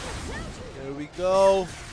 You know, that reactionary 2v2, I love seeing that, because that just shows the reflexes of each team. You know, they're not behind. They're not letting their teammates get, you know, hurt from the offensive interfere that the opponents use. So the reactionary 2v2, most of the time it goes, you know, nothing too much happening, because they're both using their party skills to save each other. Just canceling out the other people's attacks, and that's exactly what they're doing. But yeah, Vape coming out once again, just cutting down the Familiar piece by piece, and cutting down to 40% health. But now he's going to take a little bit of damage on his own with Ares, with the help of his teammate trying to go for the damage there. He came out with the Fury build, and he's getting punished for it. Fury build has to be proc. She does now, but unless he can get some damage now, he's going to take so much damage like that. And that will be the first man out already for the side of Guardian, and it'll be 3-2 currently in favor of XD of Europe. Yeah, Vape did so well. Why did he? There is this jinx about, you know, Destroyers coming out with Fury builds for some reason. Yeah, last year it actually did work out a couple of times, and you know, it's a good surprise attack, but you know, when you did so well even without the Fury build, why bring out the Fury build? I mean, I think he might have gotten confidence after coming out for the first man on doing so well without the Fury build that, you know, if I'd had the Fury build, maybe I can do a little more damage doing the same thing, but definitely misunderstood that logic all the way and resulted in a first man down already. And now Ares looks to be single-handedly carrying his team now. So much damage towards the Guardian. Yeah, Daber is now trying to do some work right now. He has 2 tag points, so yeah, it makes sense that he is on the field. But we'll see if they are able to keep him alive. Brother Bill keeping the Bears in check, really allowing nothing for him. Brother Bill still saves that second reversal, not having to use that escape even though he did get chased. There's really a sense of comfort. It's the aerial. Offensive interfere. That's going to be the Warlock putting in. Ares using that, the knock-up coming in from Brother Bill to make that combo work out with that interfere. This aggression is actually working out pretty well for XD right now. We usually thought Guardian would be the one to go with the aggression, but it's XD this time around. Going in extra aggressively, knowing their chances. It's going to be Icony trying to put in some efforts, but otherwise, we have Zappish. Zappish, he hasn't made it too much appearance. Rising Dragon in into the area. attack match, but there you go. Another knock into the Warlock. This interferes working like a charm. Wow. And they know what they're doing. Every time Ares comes in for that offense, he hasn't used one defensive interfere. He just came in every time for the offensive interfere for his teammates to knock them up. And for him to just deal out free damage, which has already resulted in 2 deaths for the side of Guardian. Now, Europe. XD is looking to go up 4-0 in a matter of time now. See, when that aerial happens with the offensive interfere from a Warlock, that's when you need the Destroyer to do your iron plating for the defensive interfere. But Vape is dead. Vape is not here. With 3 interfere points. He has used 1 interfere points for the entirety of this game, and that's now costing the entire side. And there we go again, another knockup. Wow. Ares literally killing all 3 players. And Europe is now comfortably ahead, 4-0. And North America now are praying for their hopes to stay alive. That is not gonna be a 6-0 clean sweep. They have a little bit of chance to make their way back. Now there's still a chance, even if they lose 1 more match, they can just win the rest of them and still go on at 6 points. And up the series, but definitely easier said than done when you're already 4-0 down. That's that momentum shift really against you. Really, it's going to play against you if you're the side of North America and knowing that you're going up against the side of Europe. There's so much more pride on the stake here. Yeah, and like Joel mentioned, there is 2 more singles left and 2 more tag matches. And out of the total of 4 matches, they could only, give up 1 singles and they have to win out the rest. And I'm talking about, Guardian, because they're down 4-0 right now, and if they want to stay in in this tournament, or win this and take away the first seed away from XD, they have to win both of the tag and 1 singles. Definitely. We see Vape there on the screen, very angry about himself because he only made his first appearance in this series, in the Western Clash, for the first time in the tag match, and he's done pretty well when he first did come on, but after that tag in, coming with that greedy, risky Fury build. He actually did very well in the early games, forcing, XD to tag out and use defensive interferes. But I think he might have gotten that confident boost a little bit too much that he came out. Like, the Fury build is okay, but when you're about to die, you have to be ready for your teammates' defensive interfere or be ready to tag out. However, he was unable to do either and ended up dying with 1 tag point and 3 interfere points. And he even had the tag point available, so, it was really much of a no excuse to tag out in time. I think he was just feeling the pressure that he had to do something with the Fury build while he was out there, but couldn't get anything done before he died in an instant. Now it's gonna be Vape trying to make a retaliation effort. This time against Brother Bill, also making his first singles appearance of this singles series. We're gonna be seeing XD, whether they can extend this over to a 5-0 commanding lead, or whether Guardian, with the help of Vape, be able to pick up 1 point, keep their hopes alive in the series. Yeah, the 2 spinners meet once again in their 4th matchup, and EU being 4-0 Guardian, regardless of this match, not giving EU the victory anyways. It's gonna be 5-0 if EU wins, but they don't care. They need to get that 0 out of the way from their scoreboard. And right now, if this series does turn out to be a 6-0 clean sweep towards Europe, the chat will be on fire with whoever you want to cheer for, but it's getting close to there. And see, getting 5 clean this Western clash of XT versus Guardian. Let's see Brother Bill face up against Vape. But you can see Guardian pick up that 1 point. We're gonna find out. Let's get on.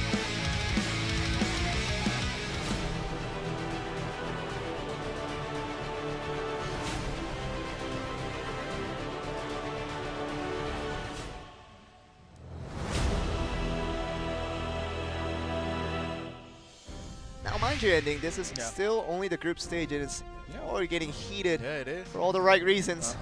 And I'm still sweating. NA versus EU. I mean, you're sweating for the right reasons as well. It's hot in here. And you know, Vape does not come out with the Fury build. Okay. I mean, understandable. Maybe he learned his lesson. Yeah, that or this is the typical build, so you know it's not unusual that he didn't bring out the Fury. So much key flickering for a class like a Destroyer. You wouldn't imagine such a big guy. So agile on the keyboard.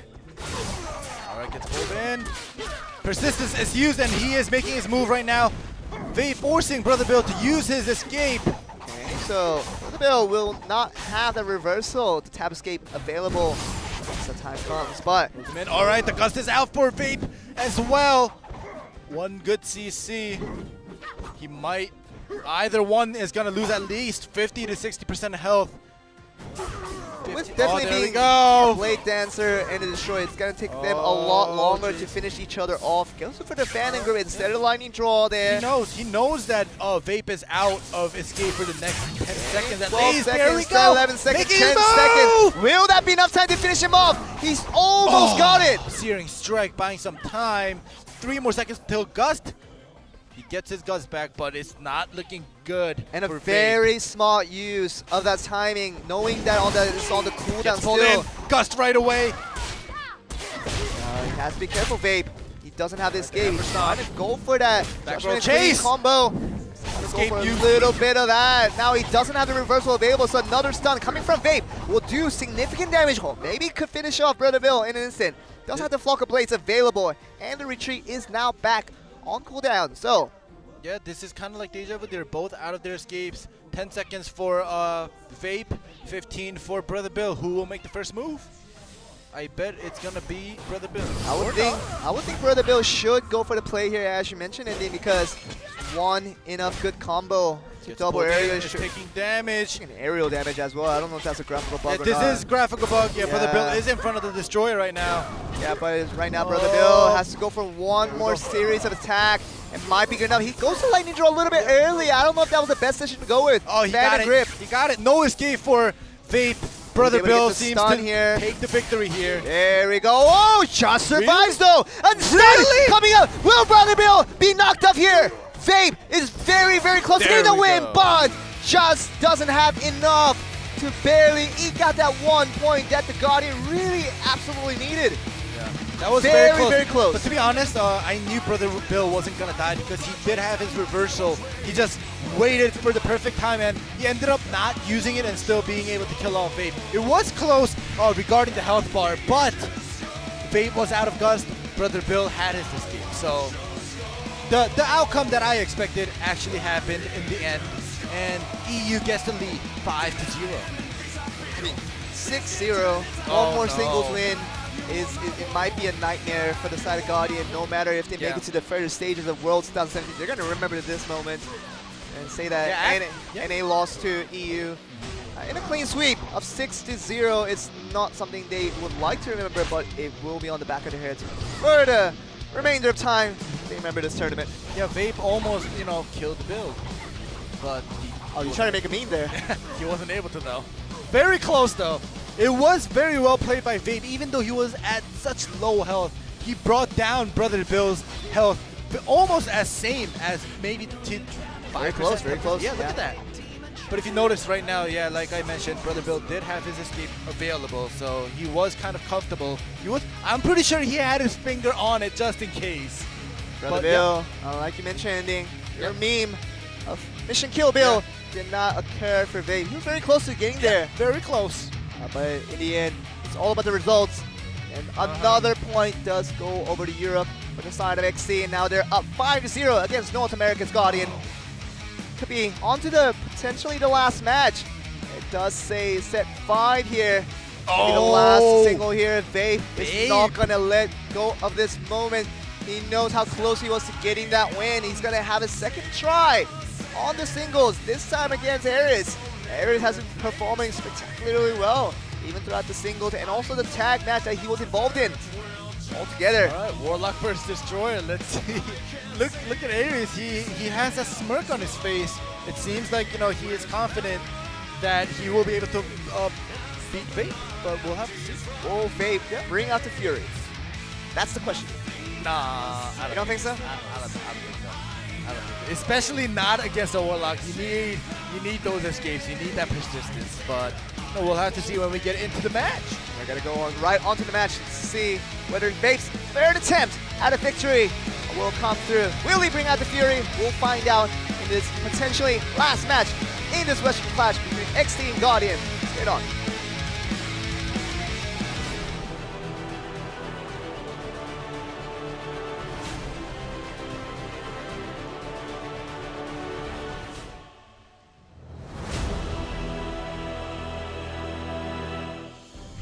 There you go.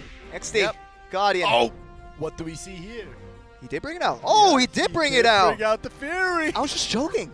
He did bring out the Fury. I was just joking. I just want to say this, you know, this is a world champion tournament, and if Vape comes out and loses, that's gonna be very big on his mental, you know, fortitude. It's gonna break it down. I mean, for one thing, you know, I want to say that Vape doesn't want to go out in disappointment, and he want to at least put out his best efforts to win out a game, even if he does lose out. So much damage comes from Aries. Aries now realizes the Fury build is on tack and really not going to give any room to his opponent. Vape might go out 100-0, and Aries casual knuckle towards his teammate. Yeah, Fury. Can you announce the scoreboard for me? I don't want to do it. 6-0. Victory goes to XT, and Guardian is wiped. Thank you, Andy, for doing your play-by-play of the day. That was your one quantity of the day. But yeah, Europe gets the win, 6-0 over North America. Guardian is white. North America are white for the side of Europe, but they're not knocked out yet. So you know, all of you NA fans, still hang in there. They will be going up against Noonsong Fan Club. That's a tough opponent as well. That is. But you know, they're not knocked out. They still have a chance. Noonsong Fan Club will be awaiting the Guardian team once they get back into the second place match. They're going to be going to the winner's match of Group C after this short break. So, with commencement, that EU has victored over NA 6-0. We'll have a short break. We'll be right back to join us back over to Group C for the winner's match to come. So stay tuned.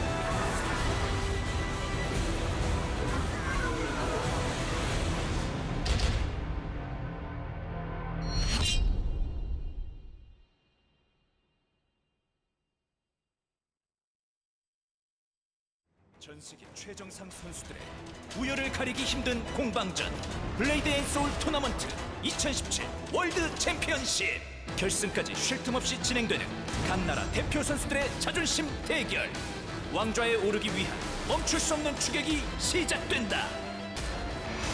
블레이드 앤 소울 토너먼트 2017 월드 챔피언십.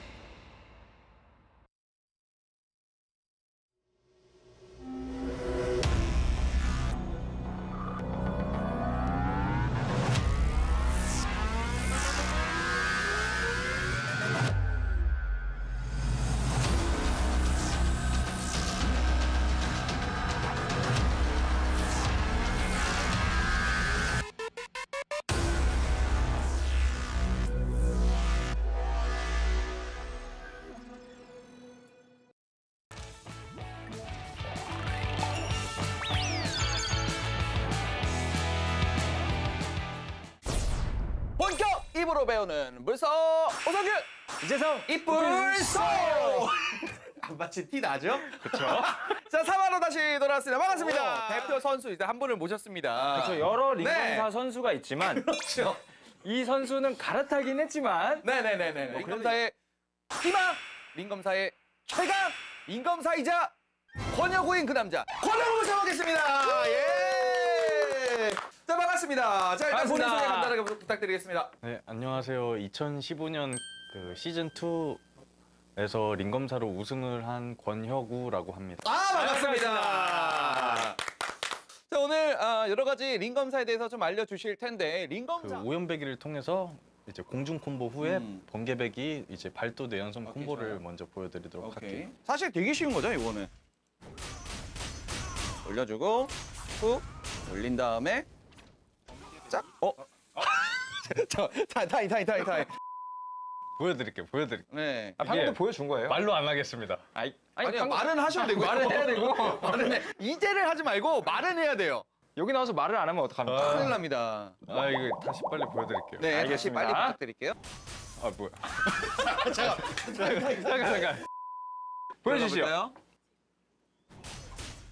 탁탁탁탁탁 툭 올려주고 정확하게 떨어지면? 번개배기를 딱 쳐주고 내겨. 뒤에는 뭐 클립만 하면 되는 거니까요. 자 이게 이게 아니에요. 이게 또 포인트가 있죠. 이것도 따닥따닥이 있습니까? 이건 따닥따닥이 아니고 네. 이제 다들 이제 따닥따닥이라고들 하시는데 저도 그런 느낌이에요. 제가 할 이제 때도. 여기서 포인트는 네. 이제 F는 계속 누르고 있는 거예요. 그러면은 누르고 있는다고요? 발도 내연성이 알아서 나갑니다. 그렇죠. 이게 어떻게 보면 굉장히 꿀팁인데 선입력 같은 느낌으로. 그렇죠. 다른 캐릭터와 다르게 이제 링검사 같은 경우에 모션 캔슬을 F를 누르고 있어도 네. 발도만 정확한 타이밍에 톡톡 쳐주면 내연성은 알아서 자동으로 나갑니다. 그러니까 횟수만 정확히 알고 모션을 보면서 발도만 쳐주면 되는 거죠. 나는 이렇게 있는데. 그렇죠. 그렇게 하면 근데 좀 약간 삑사리가 나갈 수 있는 그런 여지가 많은데 F를 누르고 있는 상태에서 발도만 마우스로 좌클릭을 한 번씩 눌러주면 굉장히 부드럽게 애니메이션이 이제 나간다는 점. 꿀팁이죠 이거 어떻게 보면. 솔직히 전 처음 알았습니다. 솔직히. 자, 오석윤!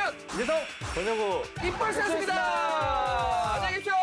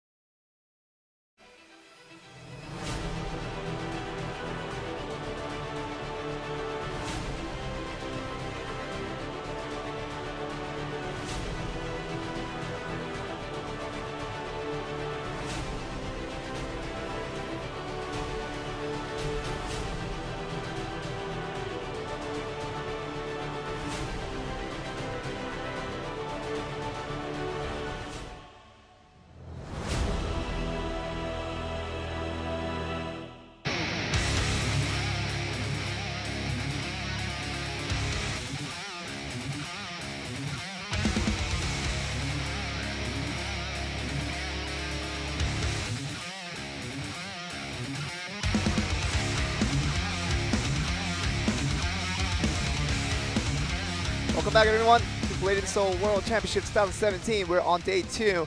We're on to our third match of the day. And we're going to be going on to Group C with the winners match coming up. We're going to have R&B Gaming from Russia go up against IDEPS from Korea. We saw R&B Gaming pick out a win yesterday, which they allowed themselves to be advancing into this winners match, as well as IDEPS putting out a win against the Western side to really make themselves into this play. But IDEPS, you saw these guys yesterday. How did you feel like how they performed compared to the recent showing they have shown in Korean finals? Well, like IDEPS, yeah, they did their usual. It's just I just want to talk about R&B Gaming. You know, they did go up against Thailand, and you know, like we mentioned yesterday, they are less experienced compared to the other countries. So R&B Gaming's had an easy win per se, and now they're finally going up against the big dogs, IDEPS. So now we can actually truly tell if R&B Gaming is worth being up here or is worth being in the winner's bracket when we see them go up against IDEPS. And they're definitely against a different class of opponents. Compared to the Thailand team, who have a less experience, as explained by Ending here. But we're up against IDEPS this time with R&B Gaming trying to pick out a very tough win to advance themselves into the quarterfinals. We already have confirmed 2 teams who already advanced themselves into the quarterfinal, in addition to the first seeds from China and Korea that have already secured their spots. So 4 teams already making it up. We're going to get the 5th one very soon as the series ends to a close. Yep, and I'm so excited. Like I said, R&B Gaming, we can actually finally, this matchup will show us their true potential if they have any, and see if IDEPS will be able to keep their cool. Like Joel mentions many times, you know, IDEPS is a very solid team, but they have their ups and downs. So will they be up today or will they be down today? I mean, I would like to be up, but I mean, if they're down, I can't stop them. You can be up. IDEPS has to be up to win. What I want to tell them is that, you know, staying up is great. I don't know why they can't do it. Yeah, exactly. But they do have Jung Won-yoon to support. It's just, you know, the up and down is mostly regarding, personally, I think, Sang-ho Kim, the assassin. He did perform very well yesterday, but throughout the Korea seasons, like the season 1 and 2, he has and never shown a Korea performance like finals, that. Yeah, Sang-ho Kim has been tilting a little bit, and he's known to tilt a little bit on the offline stage. Like I always mention multiple times, he is the online god. He beats almost every Korean pro players when he's at home. But, you know, when he's here on the offline tournament, he kind of chokes sometimes. So but he hasn't been doing so in the past day. So let's hope that he performs very well. I mean, Sang-ho Kim, he never wants to leave home. He just wants to stay on his couch and stay on his computer chair in front of his own home PC. I mean, you're like that too, Landing. You love being home. So do I. I mean, we're both home stay guys. And, you know, just about being home and that comfort really boosts the power. I mean, it boosts the power of Sang-ho Kim more notably than any other player that we've seen. He's the online god. Coined that term by many players around the Blade and Soul scene in Korea. So he just needs to bring that same performance over to the offline stage. He's starting to do that a little bit recently, but to a full extent, we still haven't seen that quite yet. Whether he will do that against R&B Gaming from Russia, we're going to find out in a short bit. Yeah, and I'm also very happy on IDEP's side, we have Duggan Kang. He usually plays the Blade Dancer for his team during tag match, but I don't know if you guys know, but his main character is the KFM, and he was in the finals of 2014 or maybe 2015 against Jae-sung, if I remember correctly, as the KFM. And, you know, me personally, being the KFM player of in Blade and Soul, I love seeing Kung Fu Masters come out. Unfortunately, Suwon Kim from GFAM was knocked out and wasn't able to make it to Worlds, but we still have Duggan Kang. I'm hoping, at least for singles, he'll bring out the KFM at least once. Because, yes, today we did see Zappish go crazy on the KFM. So, you know, I want Duggan Kang, one of the Korean KFM, to also show and get them a little bit of the Korean KFM style. Definitely Korean representation of the KFM will be needed. And the only player to do it from the Korean side, it is Duggan Kang, who is very much a main in the Kung Fu Master role. But I haven't seen him to bring it up. Oh my goodness! So we're waiting for a voice from our female producer back again. Thank you for coming back. I mean, not that we don't hate we don't hate on the male producer by any means. Our female producer really does a good job of communicating to us. But a large announcement has been that Jung Won-yoon accidentally deleted the install file for Blade and Soul client, so the start file. So he can't get in the game yet. He literally uninstalled Blade and Soul. That's what he did. Kind of, yeah. So it may take a little while. You may have to see us talking about stuff for a little while. But a little bit longer. As we were talking, Doug and Kang is the only KFM left in from the Korean side, and I'm just hoping. I don't know yet if he's gonna just stay with the Blade Dancer. Yeah, during the Korea finals, he switched to the Blade Dancer, playing the Blade Dancer, and he showed us a lot of flukes, and he made a lot of mistakes, and he knew that because when we talked to him in the backstage or in the makeup room, he always, talks to himself and saying, oh, I want to play the KFM. I want to play the KFM. That the teammates are not allowing to. But his teammates, and he knows himself that it's better to play the Blade Dancer for the support role, to interfere and for the defensive interfere to save his teammates. But what can you say when you are the KFM guy from Blood? Like, you want to play the KFM because so much action. It's so fun to watch. His heart definitely goes out to the KFM. Really wants to play that at every opportunity possible. So, Doug and Kang, whether he'll get his wish granted, I just don't personally see it because his teammates are giving him a lot of pressure about playing the Blade Dancer at all time. So he's probably only been practicing the Blade Dancer in recent times instead of the KFM. Yeah, and to be honest, recently, like near the end of the Korea finals, Doug and Kang finally did show some okay to great plays on the Blade Dancer. So I'm pretty sure he's practiced even more from Korea finals. So let's see if his Blade Dancer has improved any better. But let's talk about R&B Gaming's a little bit too. They have a Summoner, Warlock, and a Blade Master, and we don't see much Blade Master in the Korean scene now, except for Wonshik Lee. But he was eliminated too. But his team didn't make it. So I don't know if this composition that R&B Gaming is bringing out will work against especially a Korean team that has already figured out which type of composition is best right now in the current patch. I don't know if the problem has been resolved, but we are going to go to the player introduction right away to at least waste very little time showing you guys and progressing through the motions. Have R&B Gaming. They are from Russia. Artur Golgotsov, Alexei Golkovenko, Maxim Ivanov are your players you see on the screen. They're trying to get ready for their big match against IDEPS. And it's all about the composition you've been talking about. They only have one class registered for each of the players, and it will be Summoner, Warlock, and the Blade Master instead of the Blade Dancer. So it's a little bit more common in the Western scene and also in Russia to see the Blade Master over the Blade Dancer, but definitely in Korea, we have accepted to the fact that Blade Dancer is the trending meta, and definitely goes more utility-based when it comes to the team composition. Yeah, and you can tell when Junohan Eyebrows, the master of Blade Master, has given up the Blade Master to move on to the Warlock. You know something is going down, and like I said, R&B Gaming is still sticking with the Blade Master and going up against a Korean team which has already abandoned the Blade Masters all around. So we'll see if this meta will actually work against IDEPS. And this is a team that has adopted the Blade Dancer meta with Doug and Kang kind of throwing away his KFM altogether. Such a valuable asset to throw out, but in exchange for that meta pick, we know as the Blade Dancer, he has adopted that into this play. There you see on the class registration here, Sang Kim only plays Assassin, and he will always play only the Assassin. He will be very good at it as long as he's on a good day. Very good at it. He should be. And Jung Won-yoon, the one who installed uninstalled Blade and Soul from his computer.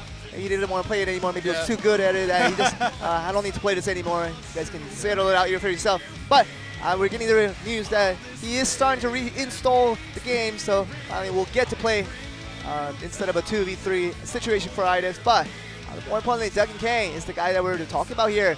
He was definitely a KFM main, with the Kung Fu Master being his comfort zone right there. But with the recent changes and the importance that people are putting on the Blade Dancer and having it in your team was so important, Doug and Kang decided to abandon his loved one, being the KFM, and started adopting his new friend, the Blade Dancer. And found a little more success, definitely, in the entire team. IDOS has definitely reached a far higher placement than they have in their earlier past of 2017 by abandoning the KFM in Korea finals and all the way to getting here in the World Championship. They have won a lot more games, and thanks to the stability that the Duggan Kang brings with the Blade Dancer, it's definitely helped the team. Yeah, and as you saw on the playlist, Sang-woo Kim is probably most likely 100% gonna only play the assassin. Same thing with Jung Ho-yoon. He does have the Warlock registered, but he's not gonna play it. He just has just in case, and that just in case is probably never gonna happen. And Duggan Kang is the only one that has a chance that may swap from the KFM from the Blade Dancer, and that is why I was continuing on about, you know, please let Duggan Kang play the KFM, because, you know, Jung Ho-yoon is never gonna bring out the Warlock when he has his Force Master. So Duggan Kang is the only person in this matchup out of all 6 players. Even in R&B games, you saw that they only had 1 class registered per person. And, you know, even though on IDEP's side, Jung Ho-yoon, like I said, has the Warlock, he's not gonna play it. So Duggan Kang is the only possible player that may swap from the KFM to the Blade Dance. Definitely flexibility is available for Duggan Kang. We don't expect that same type of flexibility within those other 2 players. Sang-woo Kim literally cannot flex into a different class, and Jung Ho-yoon, there is no reason in the world to abandon the Force Master for anything else. Exactly. It's better than every single class in Blade and Soul, including the Gunslinger that hasn't even come out. That's how good it is. And Jung Ho-yoon will look to carry the team once again to a victory for items. Yeah, and Jung Ho-yoon, when he plays the Force Master, it's just Force Master. When Jung Ho-yoon is on the Force Master, that is the best class in the game. Literally. The Force Master is the best class in the game when Jung Ho-yoon's on it. There's no counters. He counters everything. I don't know how. When I go up against Force Master, it's sometimes easy, sometimes hard. But, you know, for Jung Ho-yoon, it'll always be hard for whoever goes up against Jung Ho-yoon's Force Master. I mean, it's just a final boss to everybody that's playing Blade and Soul against Jung Ho-yoon's Force Master. They realize and they know. They're reminded once again, time after time, of how good he is on that class, making that class seem like it's overpowered when it is not. You guys can argue up on chat on how strong the Force Master is just by the class itself. But we're gonna go right on to the first match. We're gonna get the match underway. Let's get on.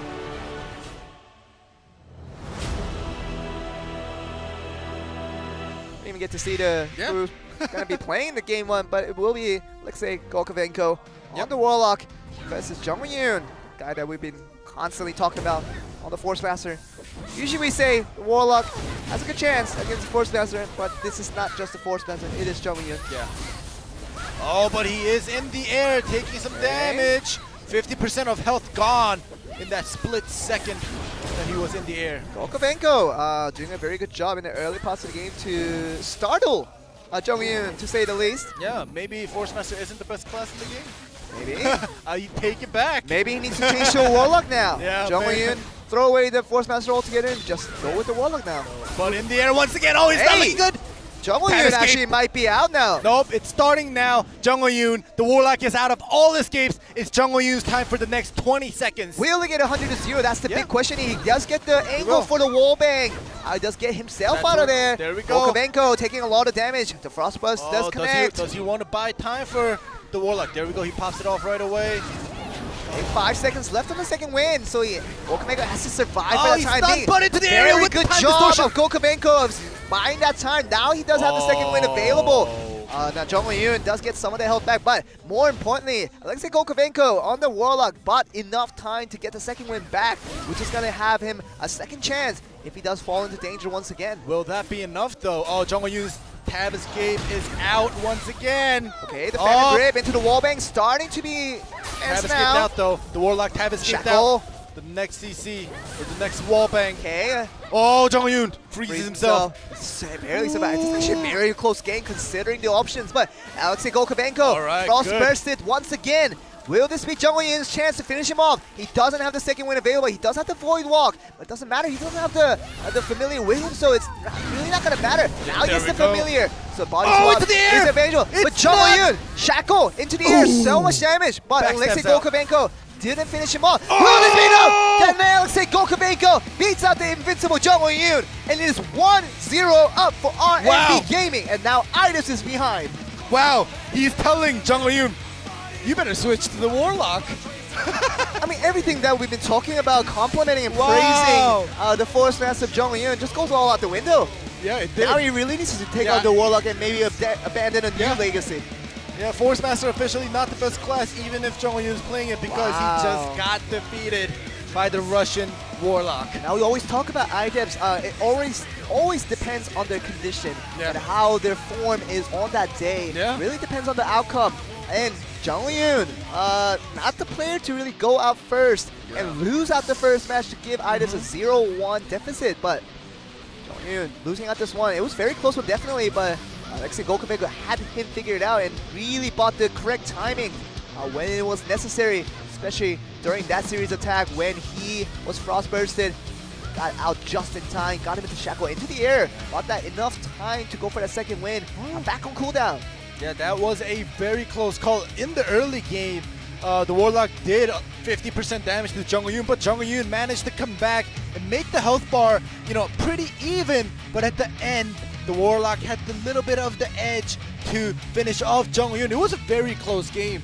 I mean, we usually don't like to say this, but perhaps a little complacency is creeping into Jung Yun now. He hasn't lost in very many matches, in very recent times. So maybe a little bit of complacency creeping in, but this guy is a lot more important in terms of condition and form. It is Sang Kim against Artem Olgotsov on the Summoner.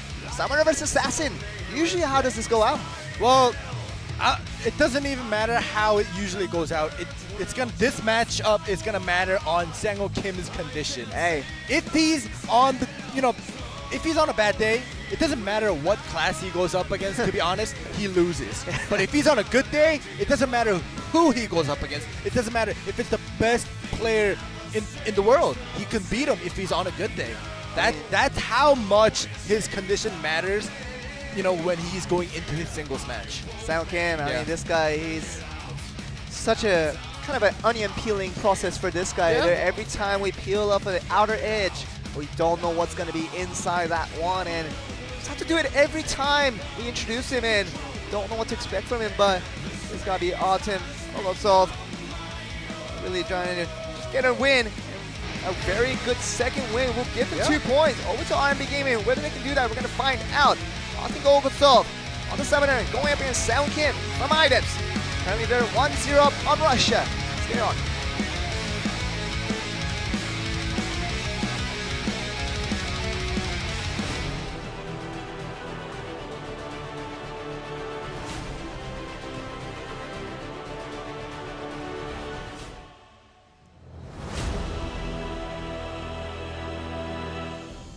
Here we go for game 2 between RMB Gaming and IDEPs.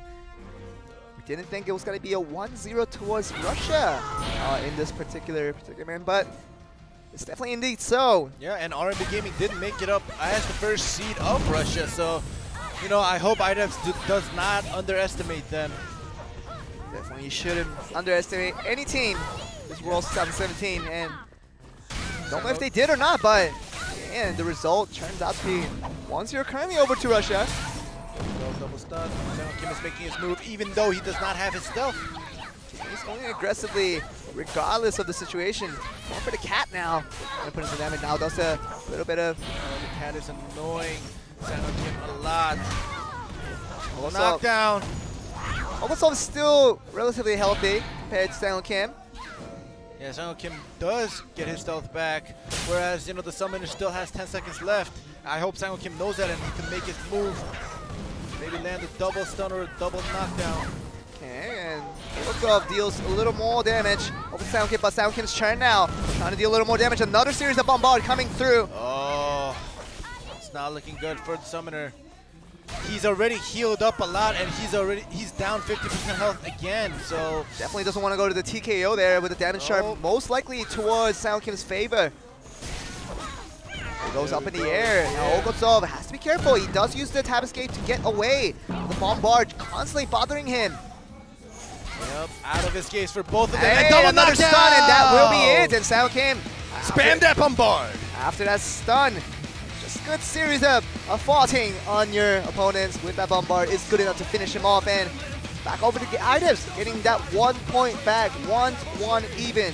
going into this tag match number 3. Yep, and remember guys, this is best out of 7. The first team to reach 6 points or more is the victor, and right now they are tied at 1-1. We will be getting ready for set 3, which is worth 2 points, and that, as we always say, starts the momentum of this best out of 7. And 2 points is definitely twice as large as the singles can provide you with, so winning one match can get you double or nothing, depending on your result, but we always say the double points that comes from the tag is ever so important in the best of 7 because it carries on that momentum going forward for the rest of the series. We saw SangHo Kim finish out and off. That last double, stun. Yeah, that double knockdown was very well played. You know, you don't want, if you only knock down the summoner and the cat's gonna bother you, but SangHo Kim always manages for that double stun or that double knockdown in order to make his move to finish off his opponent if he is a summoner. Yeah. Very well played. SangHo Kim makes the redemption count after Jung-Yoon lost out the game 1. SangHo Kim does come in for match 2 and really gives up that much needed point for IDEPS. Now it's back to 1-1. Now Russia and Korea completely even at the stage, going on to game 3 now with the tag match. And Duggan Kang on the Blade Dancer, and the rest of the 5 players, we knew that they will be playing these classes. So, yep, it's gonna be Blade Dancer and a Blade Master. Maxim Ivanov on that Blade Master. We'll see how he does against Duggan Kang's Blade Dancer, how much support they can provide. But we also know that Maxim Ivanov on the Blade Master is more about the damage potential that can come with the Dragon Tongue and series of damage that can come from that. Less of a utility tool compared to the Blade Dancer can provide. So we'll see how much of a difference that provides to each of the team as we move forward to match 3. Yeah, and I'm glad that you mentioned Dragon Tongue, because the Blade Master's Dragon Tongue, it does a lot of damage, but it's very flashy. So personally, when I see a good Dragon Tongue land on an opponent that does not have an escape and takes full damage from Dragon Tongue, it just makes me feel so free. All right. Yeah, like, I don't know, and I hope, I'm not going against a Korean team, but I just want to see some good Dragon Tongue come out from this Blade Master. Dragon Tongue can deal a lot of damage. Tons of damage. If you can, you really like saying that today. Tons of damage, yeah. I've always loved saying that ever since last year, but I just didn't get to say it that much. Let's go and see some ton of damage in this game 3 between RMB Gaming and IDEPS, as they are currently 1-1 even in the scoreline. Get the match underway. Let's get it on.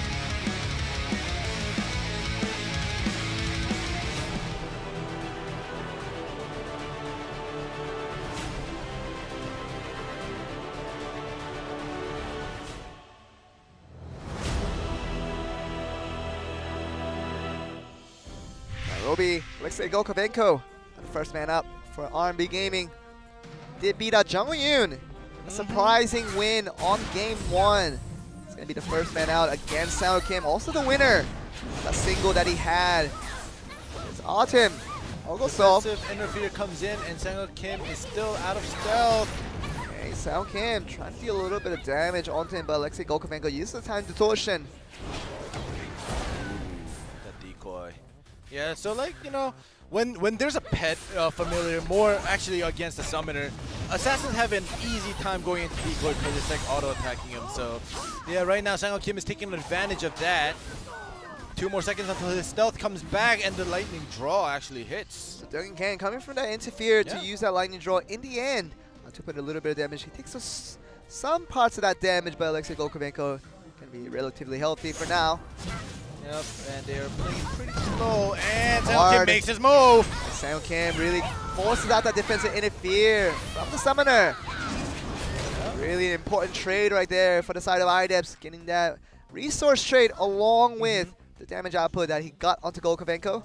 Yep, very well played by SangHo Kim, enduring and forcing, like you said, that interfere point out, now making it even resource points on both sides.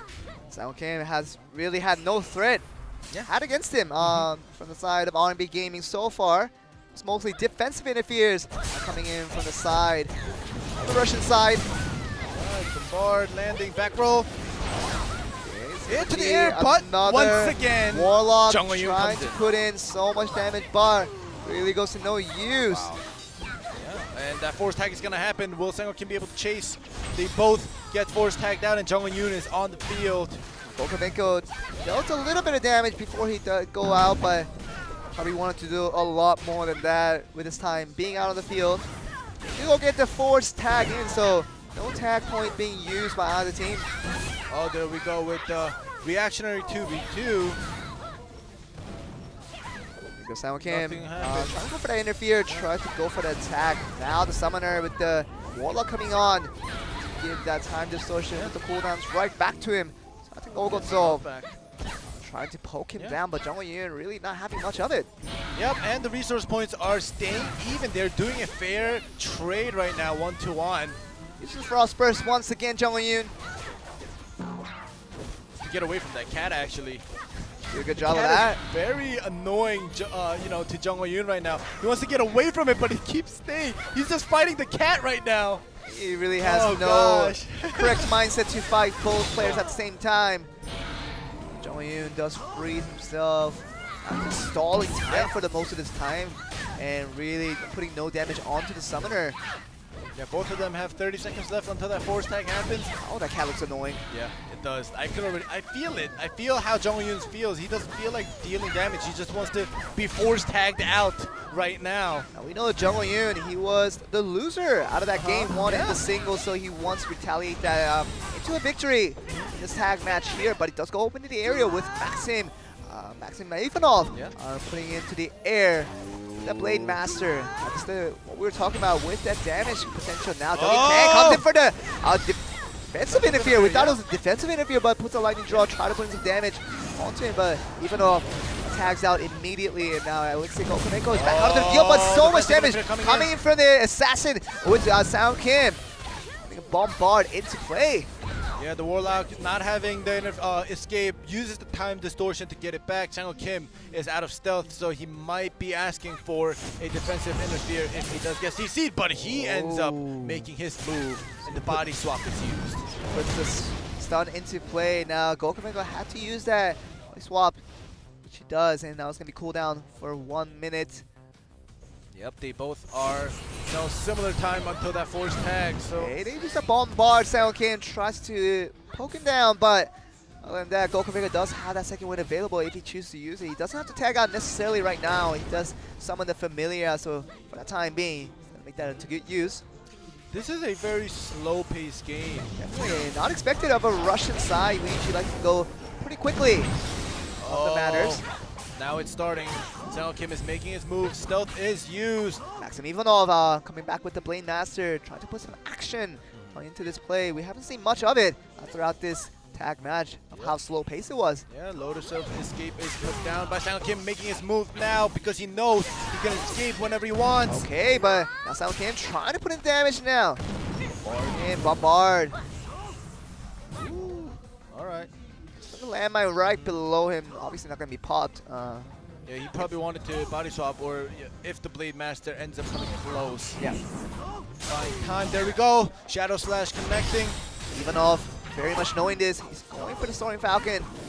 Not much happening there, but Dragon Kang negates any type of offensive opportunity. Now, ooh, defensive interfere comes in, but is knocked down, as you say. Both at the same time, only gives a time distortion. It's the best he can do off of that interfere.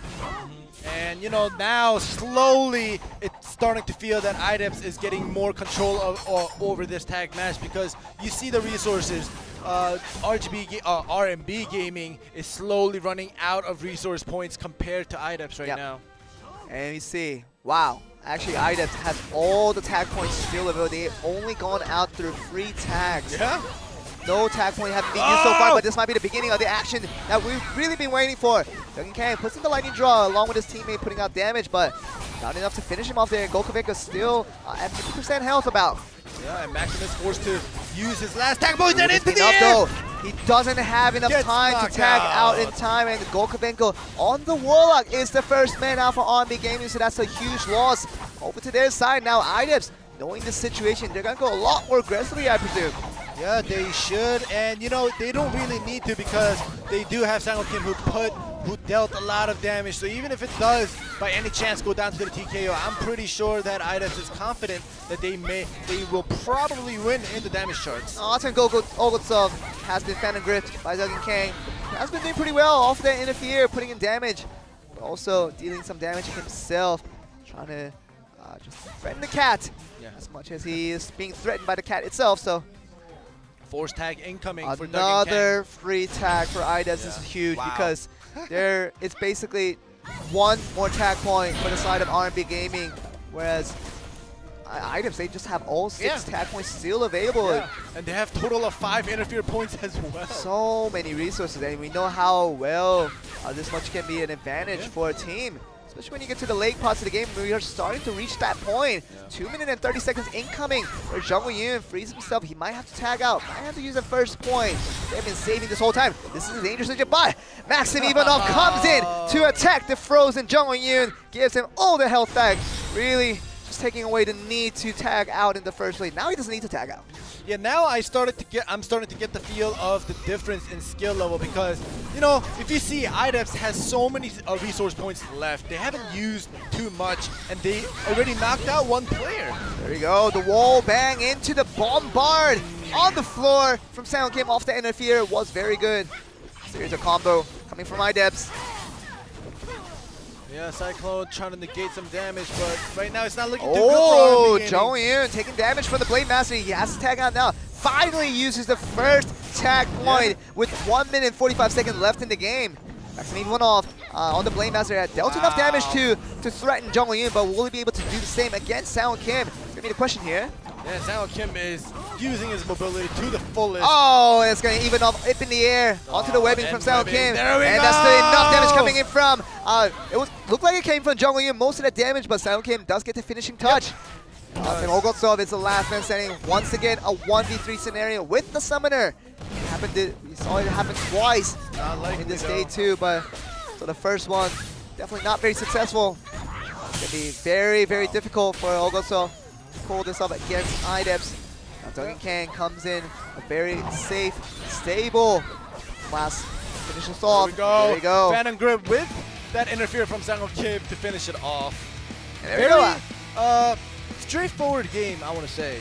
It was very slow paced at the beginning of the game. It was more of IDEPS and R&B Gaming trying to size each other, really trying to figure out their opponents for how best handle this situation with the tag match, but a lot longer than what we had initially expected. It took quite a long time before the action actually began. It began with Alexei Golkovenko on the Warlock going down first. That became the go button, definitely for IDEPS to move forward and start the game from there. Yeah, but I think IDEPS was kind of going with the pace that R&B Gaming was going with.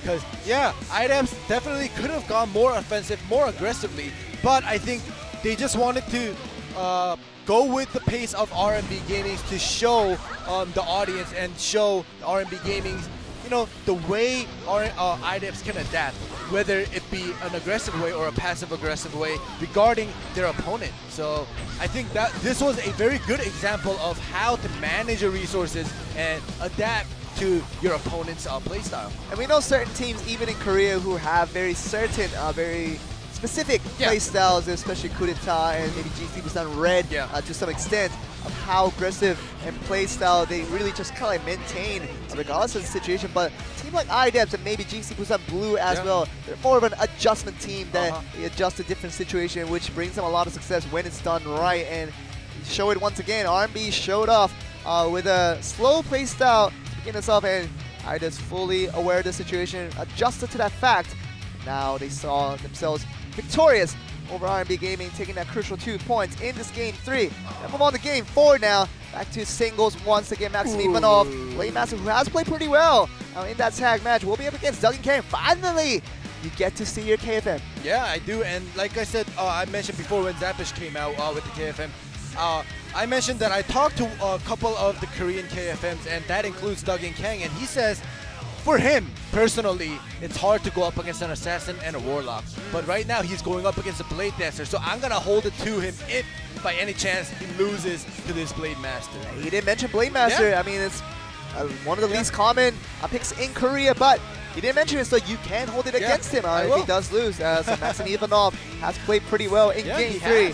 Whether he's going to extend that over to Game 4, we're going to find out. Duggan Kang, we haven't seen him on the KFM for a very long time. How successful he will be, we're going to find out in this Game 4 between R&B Gaming and IDEPS. Right your way. Stay on.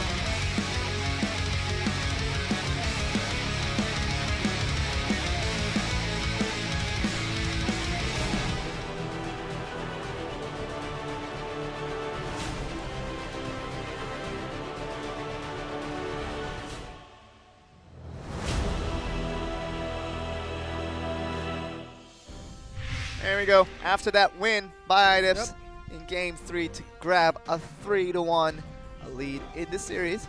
Back once again with the singles. Maxim Ivanov on the Blade Master. He's going to be up against Dougie Kang's long-awaited Kung Fu Master.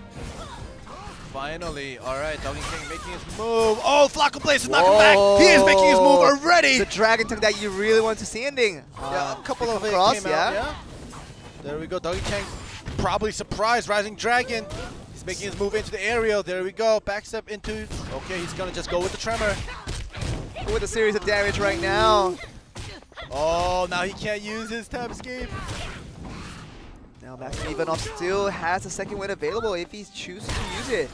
Oh, gets pulled in, Dougie Kang! This can be a dangerous situation now. Be done! Ivanov has enough damage with the flicker up in the air. Wow. Ascend to finish him off. What a play by Maxim Ivanov. Look at that smirk on his face. He knew he had that in the bag. As soon as he got that stun, Dougie Kang. The only time that you bring the KFM out, you lose like that against the Blade Master. Now you can hold it against him. Now I gotta talk to him after. Hey, you give him a beating ending. Wow. Just tell him what's up. Wow.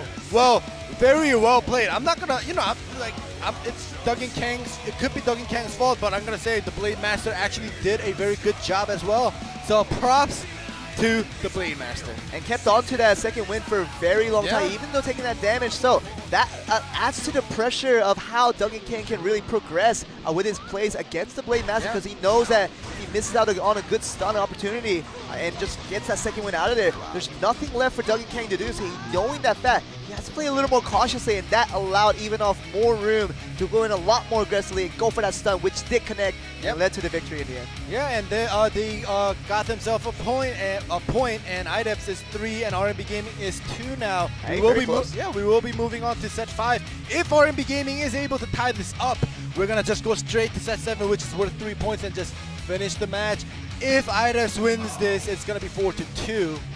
And we may go to set 6 and 7. We haven't had a 3v3 scenario yet, but we might see it here. Alexei Golkovenko back once again with the Warlock against Jung Won-yoon's Force Master. We've seen Golkovenko get the better edge out of Yoon last time around. Jung Won-yoon could not get the win in Game 1. It started us off in this series. Golkovenko has been playing pretty well, even throughout the tag, until he had died out, which cost him dead in the game. But otherwise, Golkovenko really looking like he wants to get that 3-3 even scoreline, get us straight onto Game 6 and go on to Game 7 without skipping that match. And we're going to be able to finish it off in a matter of seconds. Once we do begin, we're going to go right on to the last single confirmed of this series between RMB Gaming and IDEPS. Alexei Golkovenko looks to get another win against Jung Won-yoon. See if he does. Let's go.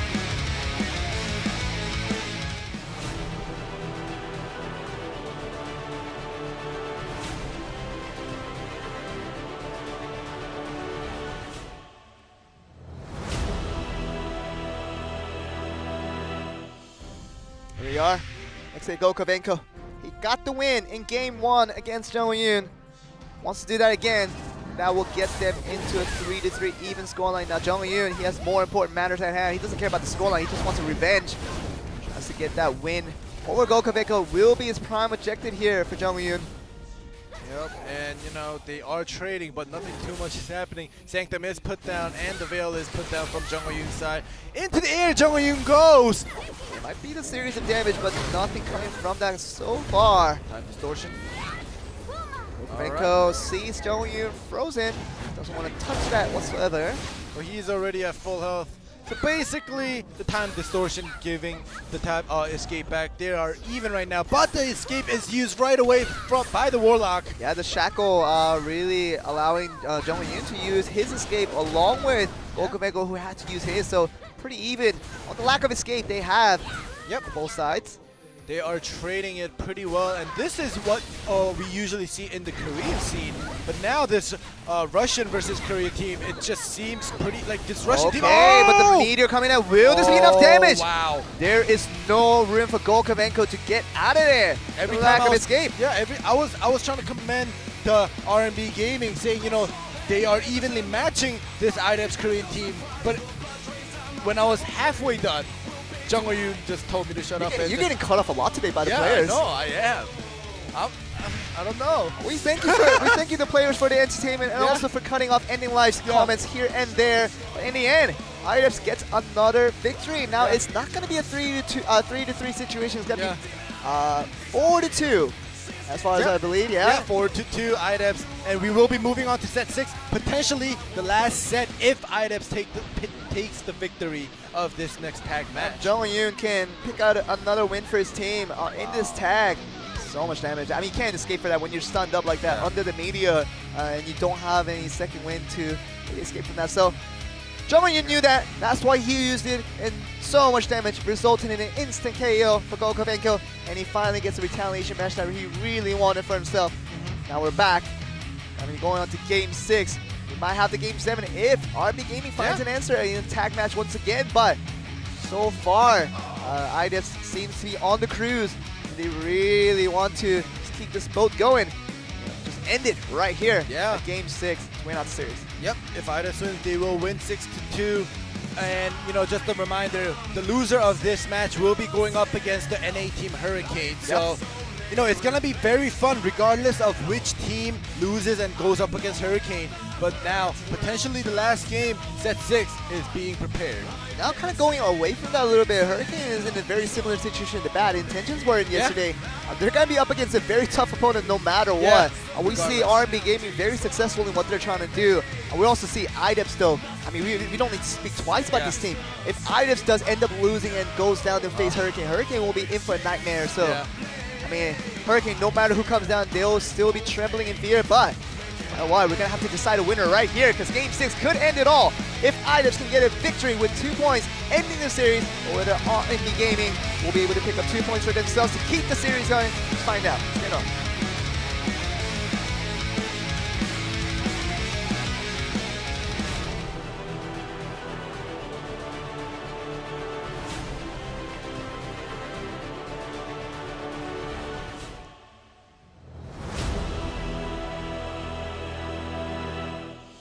See Gokovenko making his first appearance once again.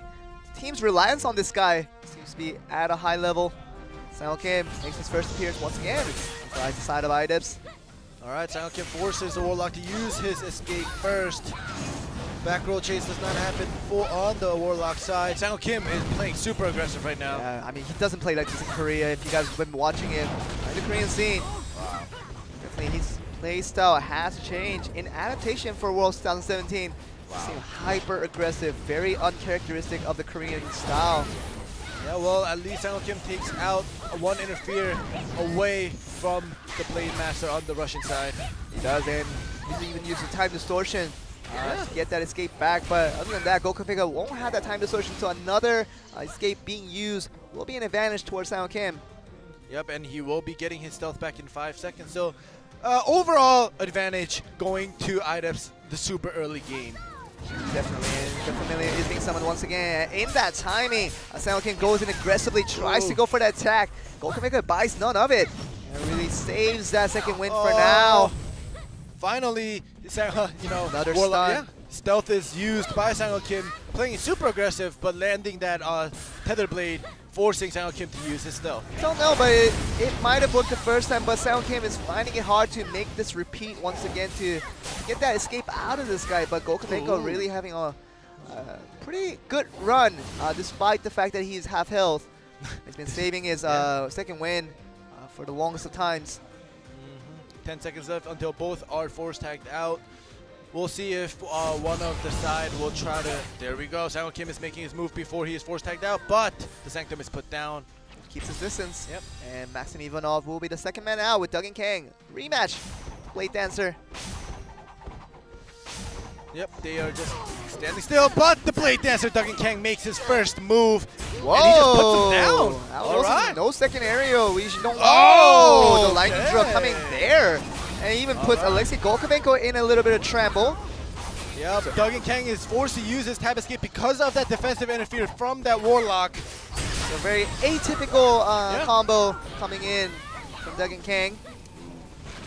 Jung Woo comes in to buy some time for Doug and Kang, but he's still knocked down. Okay, Doug and Kang is knocked down, is up in the air, but Sang Kim's gonna save him. Oh, man, they deal damage while he does that. Yeah. Alton hold what's up. He's back out on the field with the summoner. And Jung Ho-yoon is tagged in as well. So one tag point being used by each side. Cat is trying to hammer the ice, but doesn't do anything. Yeah, the ice isn't cracking. And Jung Ho-yoon going up against the summoner, I know how he feels, because there we go, the tab escape is used again. And this cat is annoying the crap out of Jung Ho-yoon right now. Jung Ho-yoon having a hard time against Artem Ogoltsov on that summoner. More so against the cat. Look at that running around. I would hate to have that around with me.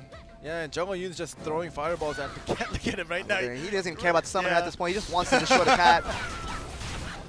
All right, there we go. Backslips out again. His secondary escape is used. Jung Ho-yoon is going to get his second win back in 5 seconds. Okay.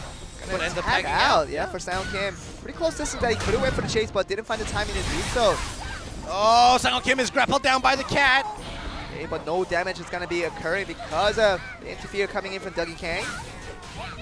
Alright. Yo, this summoner is doing work. Very much, because Artem Ogoltsov has taken 0 damage from Jung Ho-yoon and none from Sang Kim. Now he does a little bit, but other than that, the trade of damage has been in favor and forces out the second tag point single-handedly from Artem Ogoltsov. Now it's going to be Dougie Kang out on the field. Yeah, this is kind of like the opposite of what happened in the first tag match. Now, IDEPS has used more resources compared to this RMB Gaming. And if RMB Gaming is able to make this go on until the late game, they may have the victory for this tag match. Now the lightning draw trying to put some damage onto it. Dougie Kang does a pretty good job single-handedly, but now forces out the defensive interfere coming from Maxim Ivanov. It's going to be force tagged in and free tag onto Gokovenko. Back out onto that Warlock. Jung Ho-yoon tries to go for something, but Kang holding strong for now. Tries to attack the familiar, put some damage onto it, but not much coming from there. Yeah, a slow-paced game when you know both of them have their full escapes left over. Not used. Oh, and Gokovenko is making them attacking move. Dougie Kang is in trouble. He has to be careful. Sang Kim comes in on an emergence interfere to save his teammate. Finally does tag out. Dougie Kang has to use his last tag point to get out of there. Wow. And Jung Ho-yoon is back out on the field. But right now, IDEPS doesn't seem to have any answer. All three of them really not knowing what to do against the RMB Gaming side. Yeah, and Alexi's Warlock is doing work, making them use their last tag point. And that is very crucial because you don't get any tag points back. And there's still 2 minutes left until everybody gets their interfere point. So as long as they keep this up, RMB Gaming has this in the bag. And more importantly, there's 4 minutes and 45 seconds left in the entire game. So that lack of the tag point will come to haunt them in the side of IDEPS once they get to the super late game. So are aware of this fact, so they have to be a little more cautious in the way they use their resources. But Gokovenko, along with Artem Ogoltsov, has been doing very well. Even Ivanov coming off those interferes, doing very well for his team. But another series of damage coming from Gokovenko. Jung Ho-yoon cannot counter this damage. Now he has to use his second tag point. They'll be out of tag points already. Sang Kim is the last person with the tag point available, whereas the entire RMB Gaming side do have those resources available. Yeah, this Blade Master is out against Sang Kim, and Sang Kim is trying to do work, but he blocked like half of his moves, but he ends up in the air webbed. Sang Kim goes through the aerial into the webbing, tries to go for the damage there, but Ivanov takes a minimal amount of the potential damage that was there. Yeah, Sang Kim, I don't know, he's not nervous. He's nervous. Potential. Yeah, I feel it. Yeah, he's definitely nervous. He doesn't play like that. He's definitely backing off at times where we usually like to see him go in, but see the nerves in him now, kind of just creeping in, kind of realizing the fact that the game is not really coming to plan as he had hoped. Yeah, Sang Kim usually is the one to force the opponent to use the defensive interfere and the tag points, but it's the other way around this time around. The Poison Breath trying to put some damage, but Ivanov not much troubled by that, but the Warlock is going to be coming out. Sang Kim is very well frozen by the interfere coming from Jung Ho-yoon. Very good play there. Yeah, last interfere point, and 10 more seconds, everybody will get that interfere point back. And last tag point. Yes, IDEP is out of tag points now. Dougie Kang will have to last for another minute and 30 seconds. And 3 minutes is what the entire side of IDEPS has to survive through without any tag points. Now, only Maxim Ivanov has used all the tag points, but other than that, like I said, Gokovenko 1 tag point. Artem Ogoltsov has 2. So all of that together, so much advantage. Now in this super late game stage, it's going to be a huge advantage over to RMB Gaming to be so flexible with their play. Yeah, we'll have to see how Dougie Kang manages to stay alive for another minute and 10 seconds. Will he be able to stay alive? Jung Ho-yoon comes in for the interfere, tries to save his teammate, but there's not much he can do. Now Jung Won-yoon does not have any interfere. Now this is Duggan Kang going out as the first man out for IDEPS. Now RMB Gaming are on the winning end of this trade. Even if they goes out a damage chart right here, especially with all the healing that Jung Won-yoon has done, it's definitely going to go towards the favor of RMB Gaming. Yeah, and I feel the first full 7 sets coming in this World Championships on this matchup right now. If this keeps continuing to go on, RMB Gaming is going to take this victory, making it even and making it go to the last set. We haven't seen a set 7 in day 2 in all of Worlds 2017 so far. Jung Won-yoon might be knocked out, and that is enough damage coming in once again for Gokovenko. Is enough damage to knock him out, and Sound Kim will be the last man standing. The best man to do the 1v3 with an assassin, but very tough nonetheless. Yeah, it is possible though. Will Sang Kim be not gonna happen because Gokovenko does a triple kill on all the teammates of IDEPS, and they bring us to a game 7. And like me, like Joel and I mentioned, when IDEPS is on a downside, this is what happens.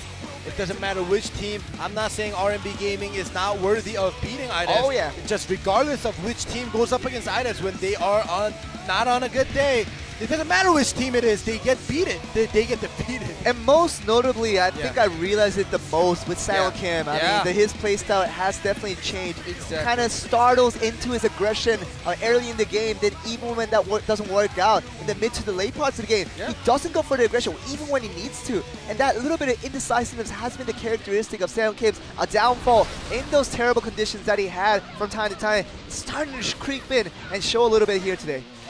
Yeah, and I gotta say I have to agree with you, because Duggan Kang and Jung Won-yoon, they definitely use their defensive interference very well, saving each other multiple times, like you just saw right now, freezing during the Warlock aerial. Sang Kim had to interfere there actually.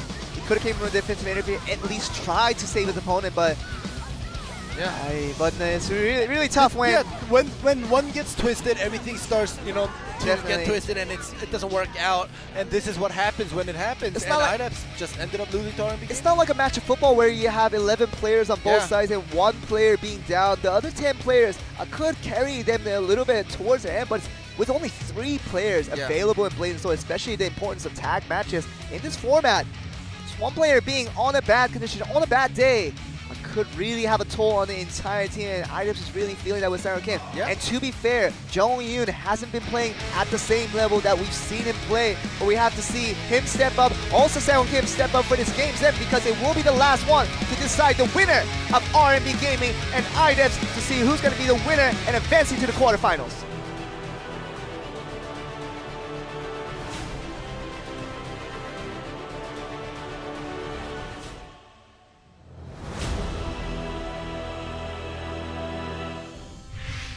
It will be Gokovenko once again, and Sang Kim unchanged in that first man lineup. It's both sides. Yeah, let's see how IDEPS will carry this out. This is the last set of this match, and whoever loses is going to be going up against Hurricane. There we go. Gokovenko really sanked him, help his cause, but Sang Kim now trying to figure out a way to confront this matter, but taking damage before he even can think about it. Jung Won-yoon comes in for the defensive interfere. Try to put up a little bit of offensive strike near the last few seconds that I interfere, but nothing really coming from that. Alright, starting to get that advantage slowly again, RMB Gaming. This is what happened last game. They slowly built up the advantages and ended up winning. And if that repeats, it's not looking good for IDEPS. I don't know if they'll be able to stay in this tournament if this continues. I mean, Duggan Kang just literally came in for the interview, just spun around Gokovenko with no damage dealt, and I don't know what that was for. Yeah, we may have to question Duggan Kang about that play and the KFM play. Hey, so many questions you have to ask him today. So many. I'm getting him listed. Right now, Gokovenko holding strong through this matchup against Sang Kim. He's done that many times throughout the series, and he's been very successful in his ventures and beating out Sang Kim in multiple occasions. Now Sang Kim just trying to move around, trying to get for an opportunity. Go for an attack. The landmine is planted, but it won't be popped at that spot. Oh, but he doesn't pop it in time. Poison Breath actually puts a little bit of damage onto Gokovenko now. Bombard coming in, forcing out to interfere. Defensive one come from Ogotsov. The summoner. Sang Kim is trying to stay alive. 3 seconds until that force tag. You can see him definitely want to distance himself. There we go. A safe force tag for both sides. Jong-Yoon is out. Second man out, but it's going to actually be Ivanov instead of Olgotsov. For the second man out, but Cam interfere coming in right away. Doesn't want to be interfered. Through the offensive efforts that Ivanov is trying to put out on Jong-Yoon. Jong-Yoon, this is a weird situation that we don't see him in often because he usually saves himself without the need for defense to interfere from his teammates. So definitely a troubling situation we can definitely see visually with the side of Jong-Yoon against this entire side of RB Gaming. There we go, he makes his first move, forcing that defensive interferer out, and he keeps his distance, but the cat is on him. Very, very good. Olgotsov has been troubling Jong-Yoon all day, and especially the cat has been annoying him to death. Really, Maxim Ivanov holding strong against Jong-Yoon. Slowly getting that Cho, making that Blade Master slow, and the Frost Burst is landed, and the second wind is used.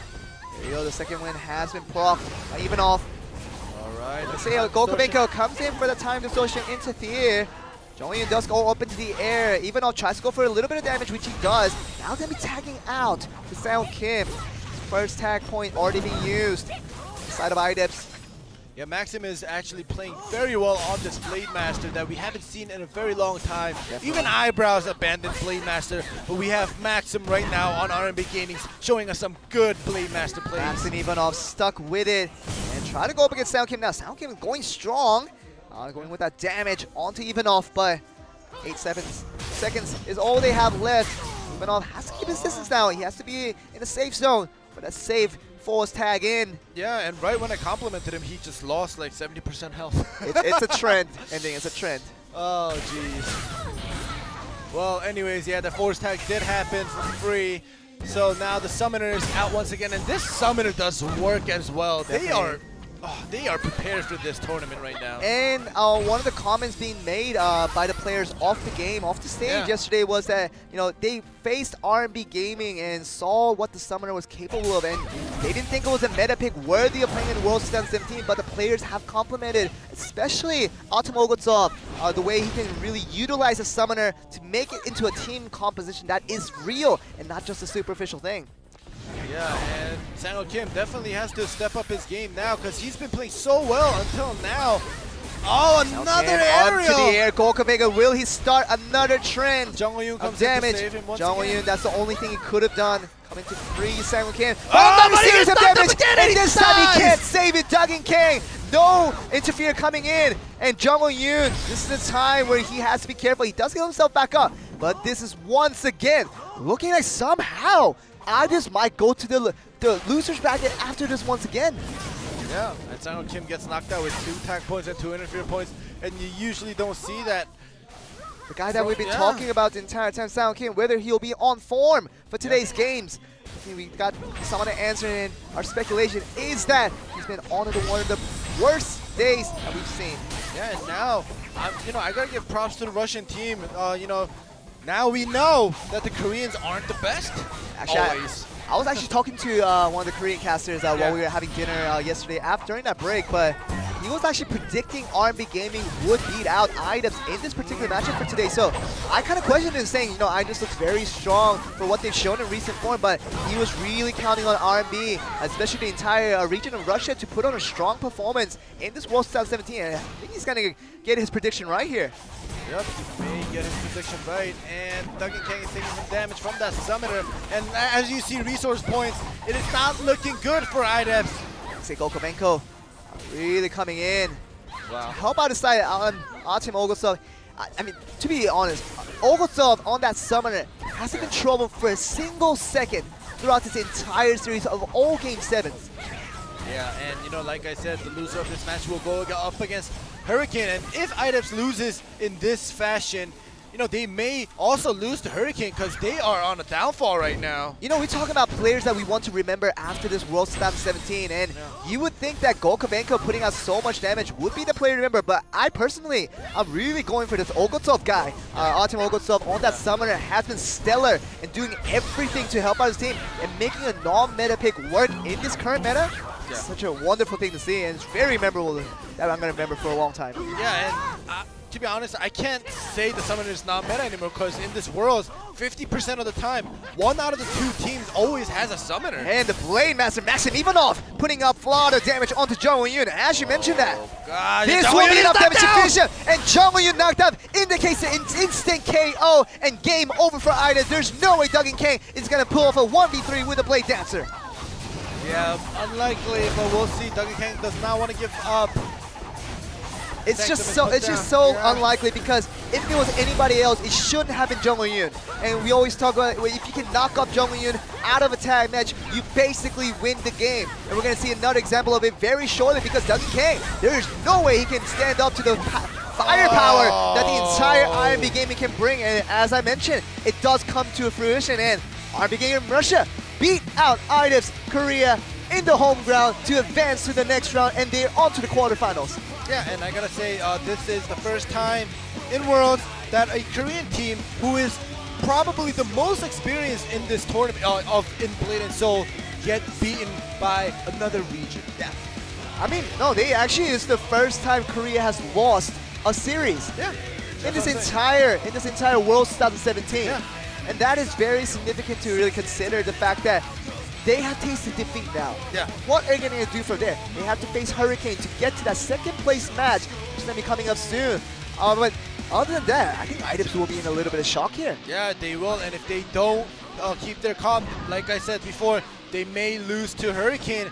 And you know, Hurricane is definitely a formidable team. We've seen them, even though they're on the losers bracket right now, waiting for IDEPS to come down. But you know, Hurricane is definitely a formidable team, and if IDEPS, like I said, continues this downfall and does not fix up their mistakes and talk to each other and communicate, they're gonna just end up being knocked out of this tournament. And day 2, and that will be a total shock because IDEPS was one of the most anticipated teams coming into this match because they had to be coup d'etat in the wild cards that happened a few days ago to get here. So a very difficult opponent they had to be to get all the way over here, but to be knocked off in the very early stages, which will be day 2. If they do lose to Hurricane, will be a total shock for the entire region. At least if IDEPS loses, they don't have to take the plane home.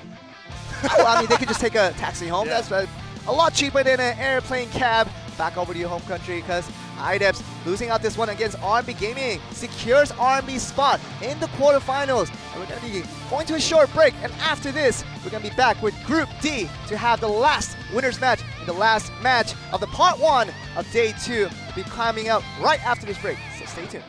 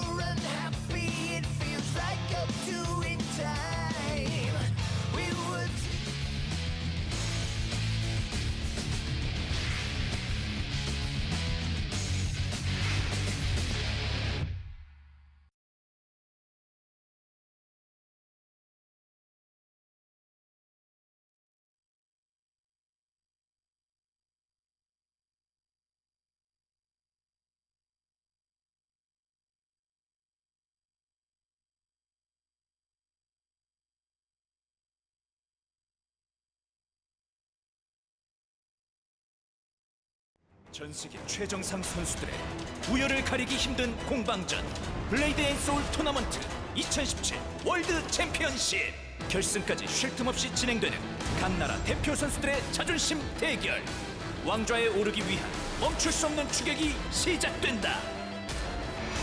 블레이드 앤 소울 토너먼트 2017 월드 챔피언십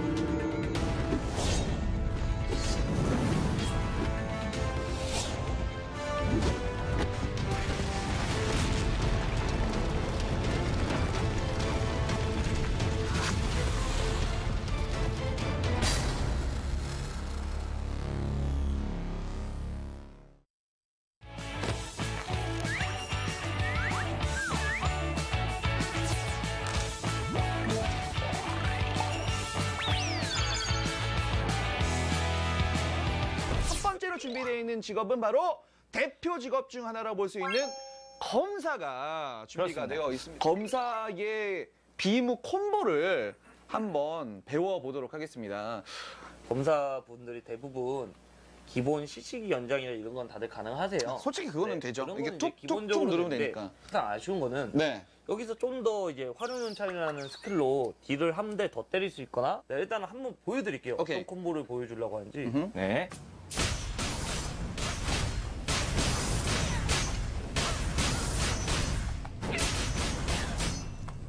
이게 이제 제일 기본적인. 기본 콤보. 어우, 네. 깔끔했어요. 네. 실수가 없었죠? 끊어서 보여드릴게요. 네.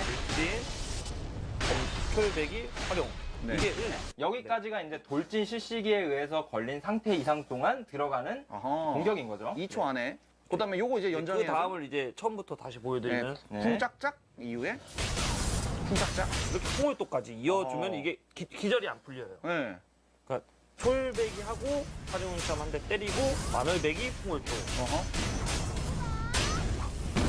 이렇게 하면 이제 기절이 돌진에 걸려있던 게 연장이 돼가지고 2초가 연장이 되죠. 네 그래가지고 그대로 남아있는 상황이 나오죠. 이빨 썼습니다. 안녕히 계십시오.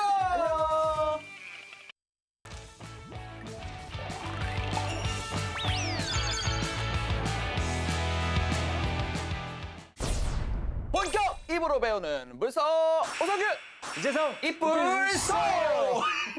마치 티 나죠? 그렇죠. 자, 3화로 다시 돌아왔습니다. 반갑습니다. 대표 선수 이제 한 분을 모셨습니다. 그렇죠. 여러 링검사 네. 선수가 있지만 그렇죠.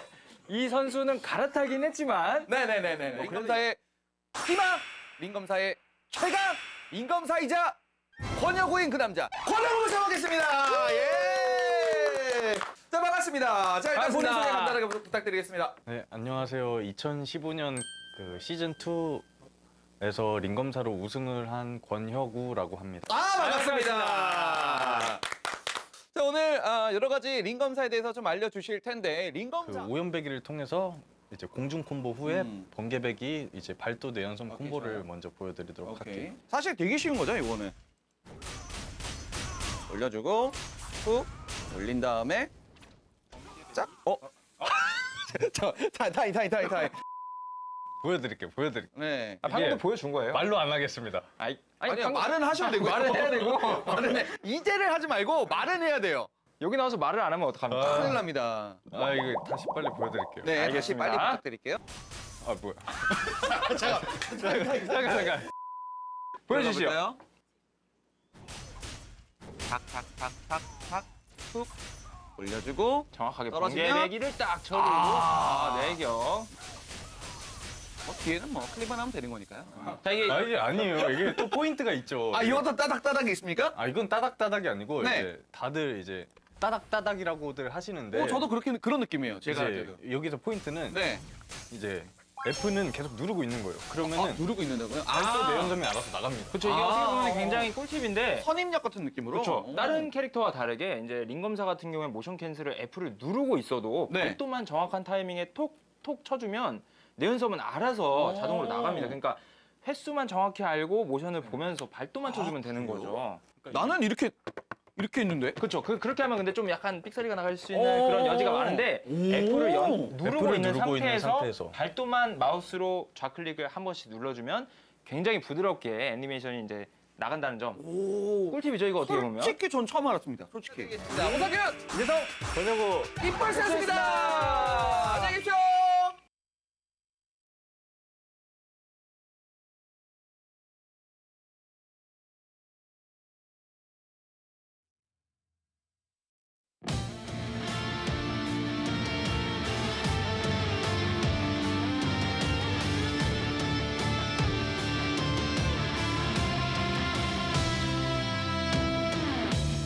I can hear your voices calling me from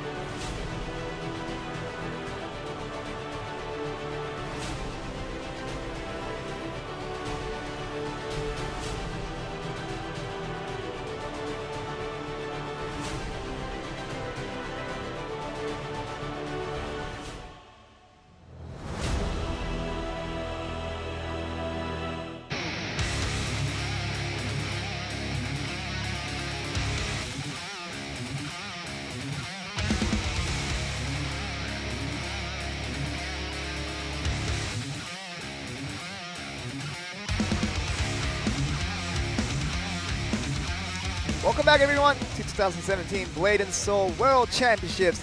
We're on day... we're on what day we're on today? We're day 2, aren't we? Yeah. Day 2. So many games have been played. I don't know. It's just we played so many games. I feel like we were on like day 76 or something like this. We're on the last match of the first half on day 2. We are true, and this will be the last part of the part 1 of our broadcast, and we'll be back for the second half, starting around 1700 Korean Standard Time. That's what I believe. So right now it is about 14. It's reaching 1400 Korean Standard Time.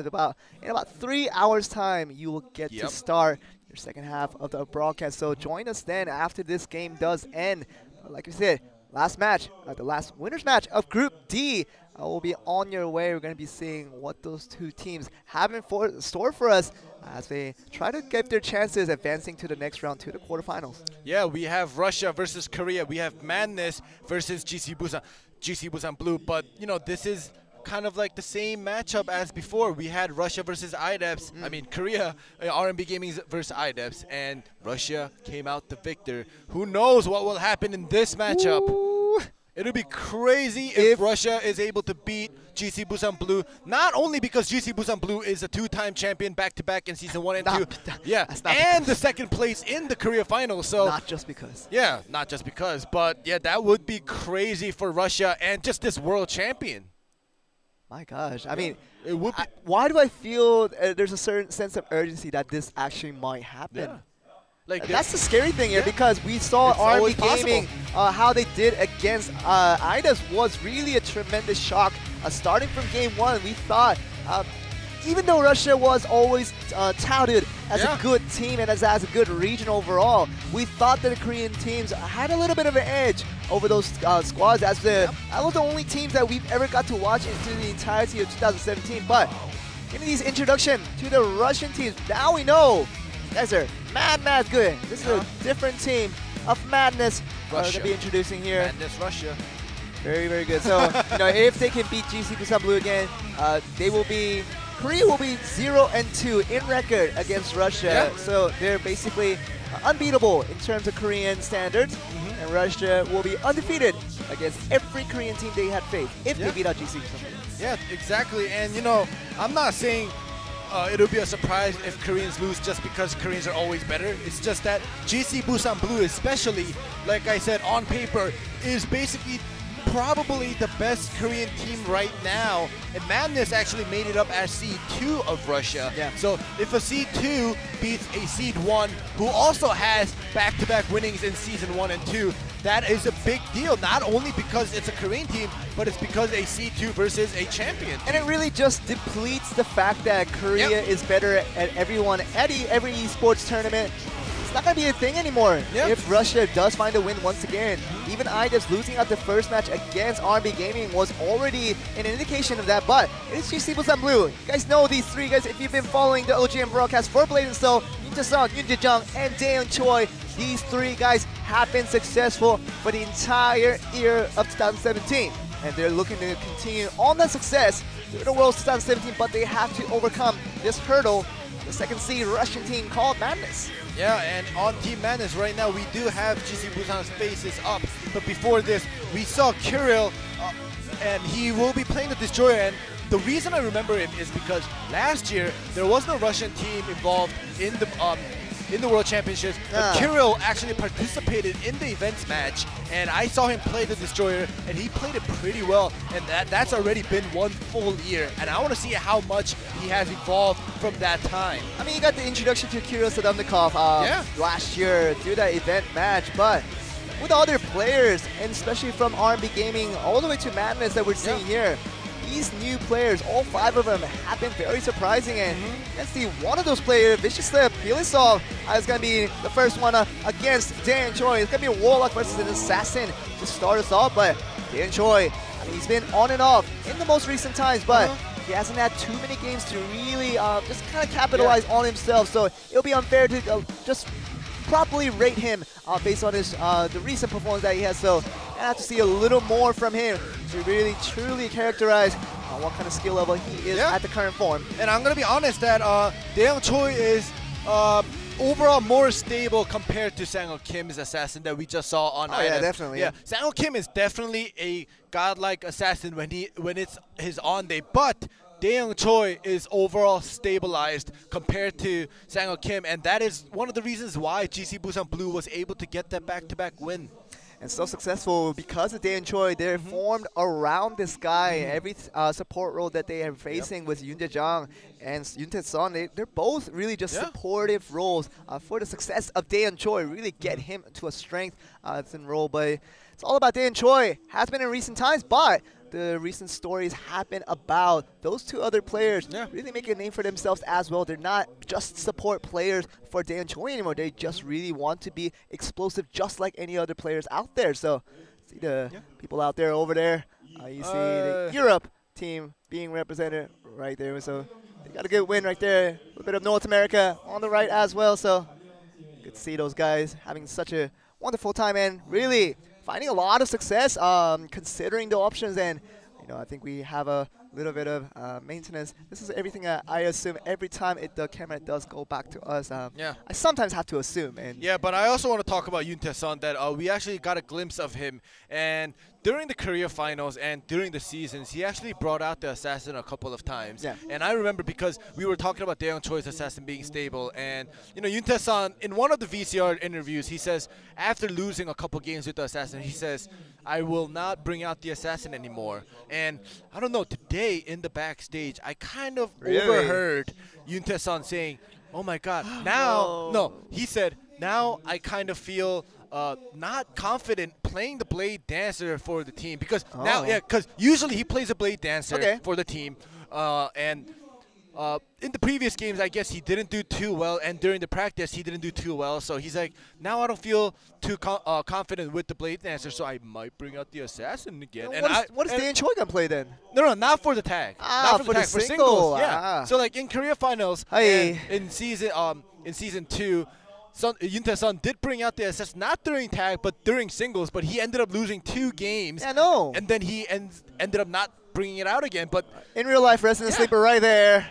Featured on camera. So we got the people from China. They're still going to go back to the Resident Sleeper. He doesn't mind the camera whatsoever. Yeah, he doesn't.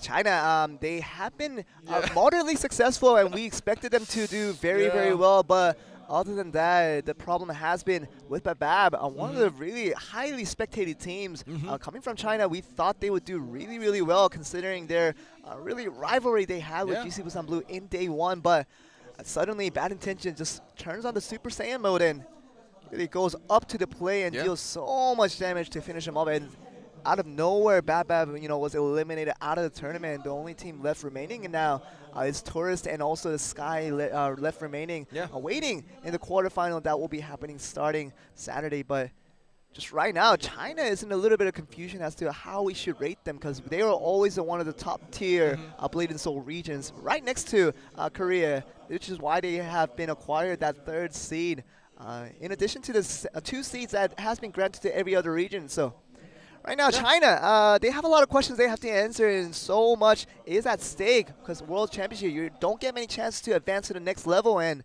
these guys, all 3 of them, really wanted to make it to the very top, but one has already been faltered from that opportunity. Let's see how the other 2 teams to see in the days coming up. Yeah, and like we said, the last matchup as we're getting set up, Madness versus GC Busan Blue. The loser of this match will be going up against Bad Intentions, and regardless of which team loses, it's gonna be a good match. Regardless, Madness has shown they're in the winners bracket not for no reason. They've performed very well, and GC Busan Blue, we don't even need to say anything about them because they've shown what they're capable of. So whatever team goes down to face Bad Intentions, it's gonna be a very good match because Bad Intentions, if you remember yesterday, that's all I remember, the last match. Oh yeah. Yeah, beating Bap and Tenna and everybody else just doing crazy, getting that clutch win and showing us an exciting, enjoyable match. But you remember back when how they got to the losers match in the first place was really all about Bad Intentions going up against this Madness team in the first place to get them into the losers match in the first place. But It was very close. I still remember that when, Ryuki lost that game 4 in a complete instant. But it happened after game 3 was complete turnaround for the side of Madness, because I remember that Bad Intentions took the first 2 wins in the singles, and it seemed like they were on a cruise going into that very comfortable 4-0 sweep, perhaps if they were about to take the tag. But the problem with that was somehow Russia, they found what it took to get that long, arduous win over Bad Intentions in Game 3, and Rookie came out in Game 4, could not get it done, and suddenly they just found themselves in the loser's bracket, but they did beat out Bad Bad to advance to this next stage that we'll be showing in the second part of our broadcast. So stay tuned to see Bad Intentions once again to whoever team this may be, considering this matchup coming up. And we did get word in our earpiece that we are getting technical difficulties on the Russian computer side. And, this usually happens when all the players are swapped out and they bring in their own gears and computers, and they have to get their setup reset up. So, just bear with us while they fix their stuff, because like we always say, we want them to play in the best conditions and the most comfortable, environment as possible. Yes, and we see still the Russian players are still setting up. Madness, Kirill Sedenovkov, also with Vishylev, Pilisov, and Pavel Borovikov. These guys are very, very much ready to take on GC Busan Blue, but they want to be in the best condition to do that. And the atmosphere around them has to be set in the most fairest of manners for them to advance to the actual matches to come. But in the end, we have to give them the proper amount of time for them to set up and not have any unfairness in terms of the environment, the gaming environment they can have once we do start off the match. So bear us with a little bit. We're going to take some moments to at least make sure everyone is feeling all right before we advance to the matches. So, but altogether, we'll talk about Bad Intentions a little bit. They were the top European seed team. And they came into Korea. Now, although Europe wasn't the most expected region to take every single title and really win Worlds 2017 all in a heartbeat, that wasn't their extension, but we at least expected them to go moderately far. To say that, the Europe was going to have a little bit of taste of what Worlds 2017 was at and give the others a little bit of rivalry. But before we still continue talking about Bad Intentions, we're going to go about look at their future opponents with Madness and GC Busan Blue fighting it out in Game 1. We're going to find out who the competitors will be once we get into the matches. So let's get it on.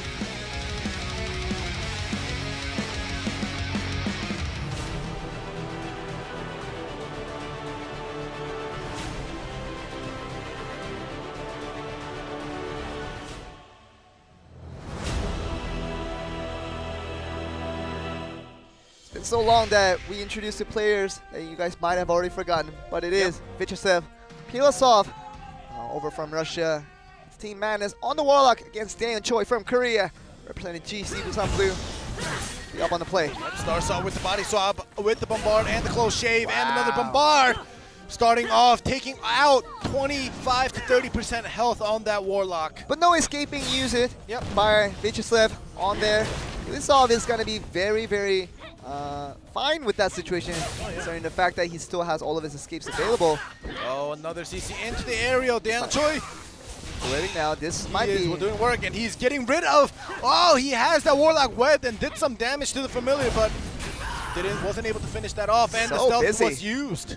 Daniel Choi is so busy trying to attack 2 opponents at the same time. He's literally going 1v2, but wow, he's going to be good enough. But will he even use the tab escape to even get out of it before all the HP are gone? But now this is getting a very iffy situation where there's not even really a room to use a tab escape anymore. He'll just take the damage and probably just go down from here, but... Well, he didn't have it, so that's why he used a time distortion to get the tab escape back, but the combo finished, so he ended up not using it. And just one more bleed damage will be good enough for Daniel Choi to get the first win, and GC Busan Blue are kind of easily up 1-0, so we thought it could have been even with the previous Russia versus Korea not going towards Korea's way. GC Busan Blue with Daniel Choi making it look a lot easier at Game 1, so grabs the first win, that first point over to the Korean side, GC Busan Blue.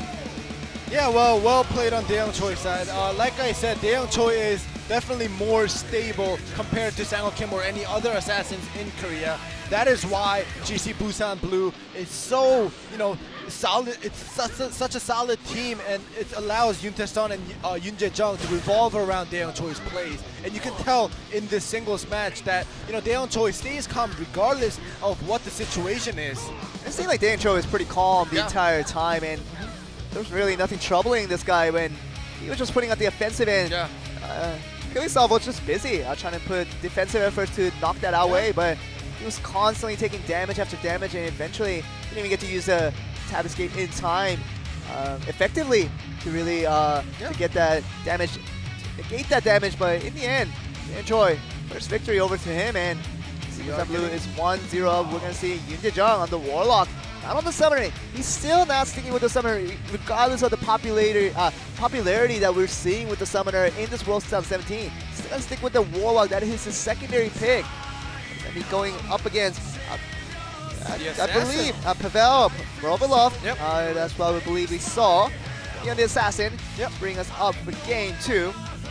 So, Yoon Jae-jung has been playing the Warlock a lot, even though he was a Summoner main. I don't know if he's still practicing the Summoner, but he has been improving with the Warlock. In the beginning of days, Yoon Jae-jung's Warlock was kind of iffy, not helping out a lot in team fights during tag. However, he actually told me that he learned from Eyebrows. He learned from Juno Han the way to play Warlock in a tag match, and he has definitely improved. And I hope he shows us how much he has improved ever since Korea Finals as well. He's definitely been called the missing link, the weakest link in GC Busan Blue in the earlier parts of 2017, but definitely has improved over to a situation where he is now a very confrontable teammate of GC Busan Blue and a fair contribution maker towards GC Busan Blue as well. So right now, they're catching up a little bit on the computer. Whether we'll be ready, we're going to be finding out with the change in music, but nothing coming from it yet. But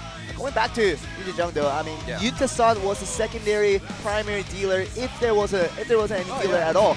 But we're going to go right onto the game. We're going to see if Yoon Jae-jung, the third seed from GC Busan Blue earlier in 2017, where they can make his mark against Magnus from Russia, and he's going up against Pavel. Let's see how he does. Stay on.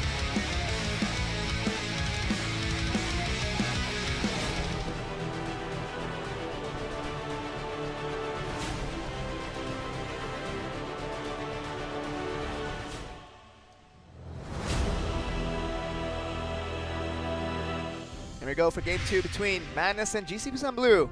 Phil Rovilov is going to be up on the Assassin. This is Yoon Jae-jung on the Warlock here. Yeah, let's see how much Yoon Jae-jung prepared for this day, improving on his Warlock rather than his Summoner. There we go. Abandoning his Summoner altogether just for the Warlock. Sanctum is put down. Nothing too much is happening. The Lotus of Escape actually is used by the Warlock. There has been shackles into the air. Was trying to be procced here, but stealth has been used to get away from that. Now, Rovilov doesn't have any escapes to work with. Yep. The next time Tether Blade cooldown comes back, Yoon Jae-jung is definitely going to make his move, knowing that the Assassin is out of escape for the next 20 seconds. Rovilov does heal back a little bit. That fog being procced.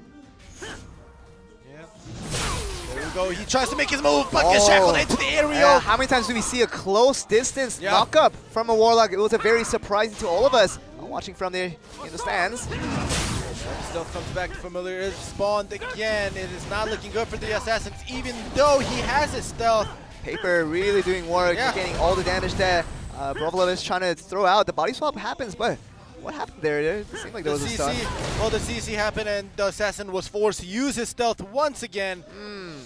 Yoon Jae-jung is taking control over this match right now. He still has both of his escapes. The familiar is almost gone, so he won't be able to use his Void Walk until he spawns it again. It's familiar. It goes out now, but it was full health. Yoon Jae-jung is full health. All the escapes are available.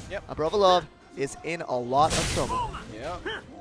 5 more seconds until he gets his stealth back, but even though he has his stealth, Yoon Jae-jung always seems to take it out. And here again, about to take it out again.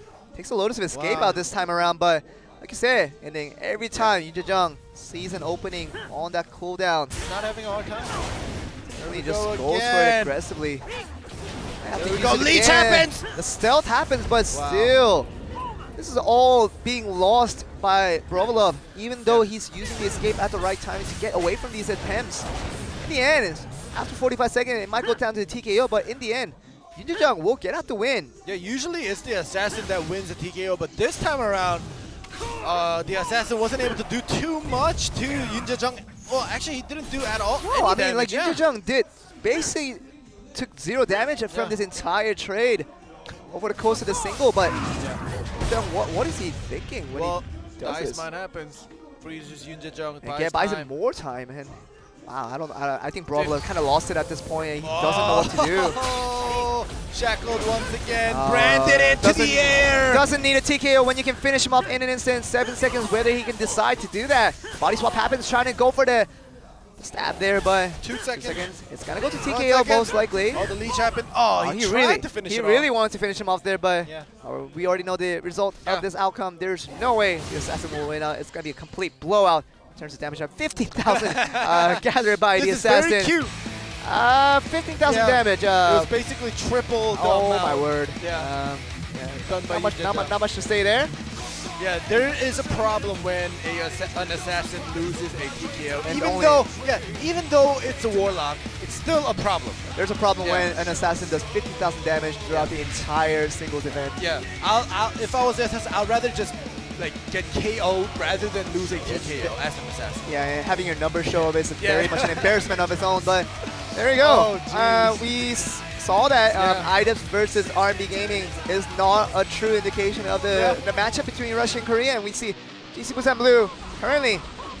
We can say this is a dominance. Yeah. And really, there's no holes being really procced and really showing on the side of GC Busan Blue. It's just all about putting the counterattacks whenever an offensive effort does come in from the Russian side.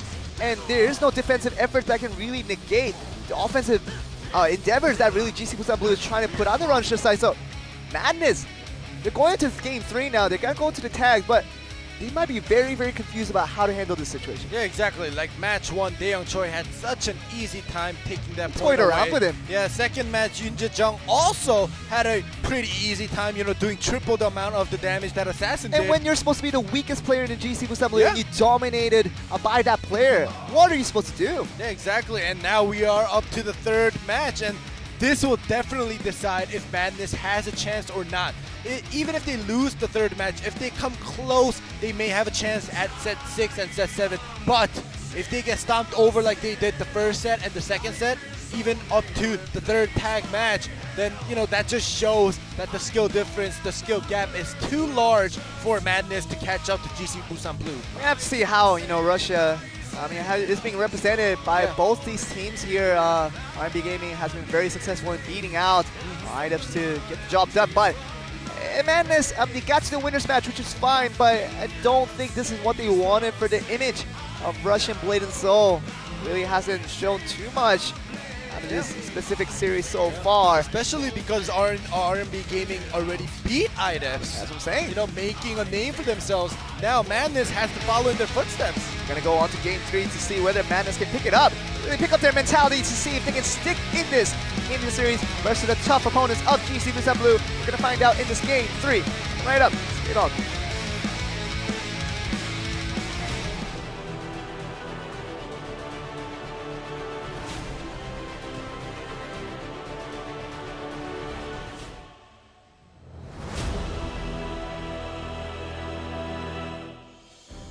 We begin. Game 3 between Madness and GC Busan Blue does begin with an assassin mirror match. Vel Brovolov, he did lose out in a very embarrassing fashion on a TKO with 15,000 damage total dealt against a Warlock. And that's how he lost out game 2, but it is Daeyoung Choi who got the win in game 1 over Vishalev. Pilisov on the Warlock, so coming off 2 victories now, GC Busan Blue just wants to control and see what they should do for the rest of the series. But right now, Brovolov, he just doesn't know what to do against Daeyoung Choi right now. Yeah, maybe it's that he doesn't know, or Daeyoung Choi is just, going so, haywire that, he doesn't know what is happening to him right now. And comes in with the time distortion, but look at his health. It's an assassin mirror match. You know, they should be trading CC. They should be trading damage, but you know, he's just taking damage. It just sort of felt like the Madness teammates were just watching in awe and oh my, he's doing a lot of damage. Oh, then they remembered to come in for the defense interfere after that. Tons of damage. That's all I have to say, because you know, just looking at the health bar, Daeyoung Choi is just toying with the Russian team right now. I mean, there's no other phrase for it. Look at that. As soon as he comes in, the chase comes perfectly into the webbing. Daeyoung Choi didn't miss a beat there. Yeah, Daeyoung Choi is having a blast, and 20 seconds until force tag happens, and I'm pretty sure Daeyoung Choi is going to wait out that 20 seconds. I mean, for the side of Vyacheslav, Pilasov, he really wants a revenge against Daeyoung Choi, but he's just getting beat down once again. As soon as he comes in, goes in for that chase. Even the Warlock can't put any efforts in front of him. Familiar is almost dead. The timer has more, you know, more health than the health. I mean, how are you supposed to commentate on this type of matchup when now Yoon Jae-jung does come in for the play, and we haven't even seen Yoon Tae-son come in for an interview. We haven't seen him. We're just watching from the sides and really enjoying the signings of this one, but Pilasov has to find something against this other Warlock counterfeit. There we go with the offensive interfere. Not much happening right now. Oh, he does put Yoon Jae-jung into the area, but he gets forced out because the timer runs out for that interfere. Wow.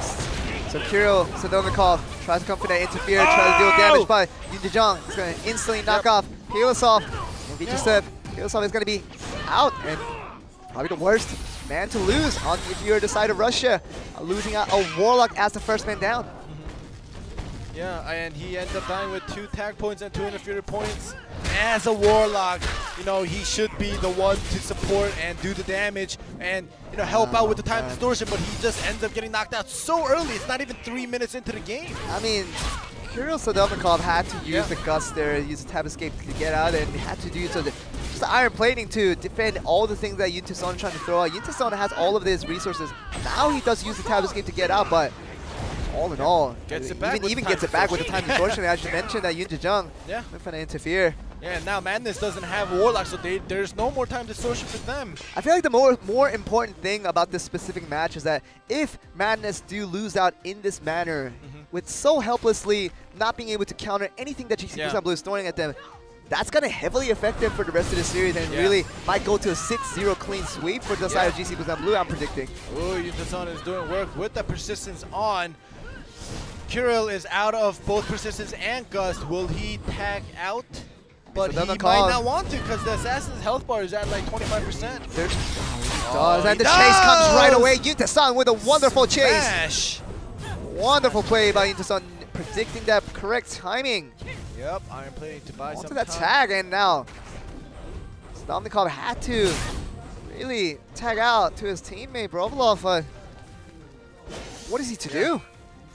Yeah, he has to try, but you know, there's nothing left for us to say. I mean, it's very straightforward. Another person's gonna die, and it's gonna be Kirill Sadovnikov back again after like 15 seconds being tapped after being tagged out. And now Daeyoung Choi is back out and trying to just poke out the destroyer with the mobility. There we go, body swap into the landmine. Doesn't get popped this time around. But like I mentioned before this match started, this is going to decide if Madness has a chance against GC Busan Blue, if they even come close, even if they end up losing, if they come close with GC Busan Blue. But right now, it does not seem like it's close at all. Yoon Tae-son with the casual interfere for no damage. Yeah. I think he can waste an interfere by now. It doesn't really matter. I'm Kirill Sadovnikov have no resource points. Can tag out, but there's no one to tag out to. Knockdown. Persistence is used. Now he only has Gust left. When will he use that? I mean, probably this is the first time in this World 2017 that we've seen such a one-sided event in the entire series. We've seen games 1 and 2 being so one-sided.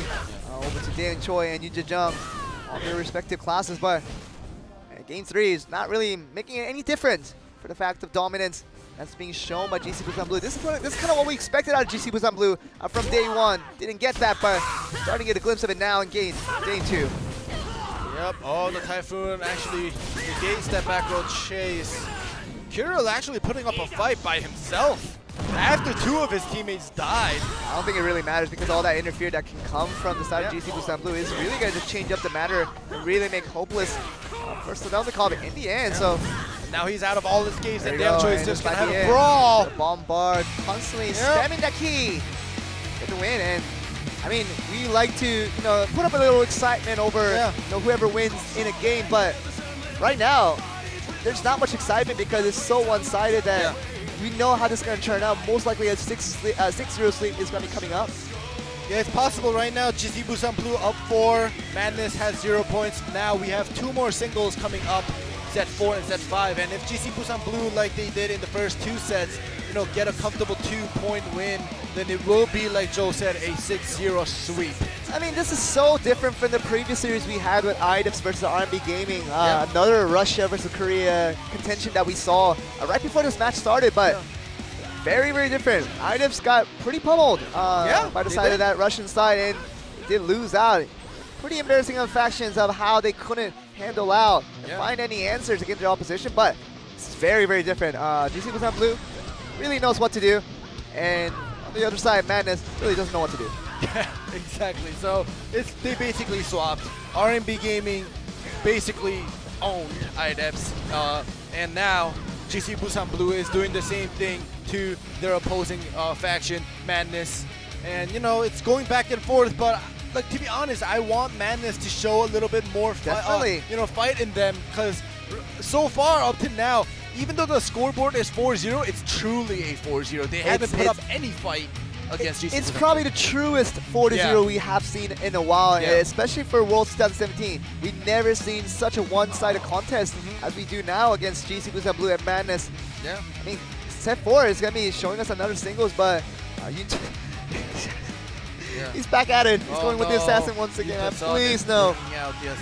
Now, the effect of this is very clear. If Yuntaeson gets a win with the Assassin, there's no way for Madness to win. Yeah, exactly. The tilt will be real. The tilt will be real, and like I mentioned before, Yuntaeson promised the viewers that he will not bring out the Assassin again after having 2 losses in a row.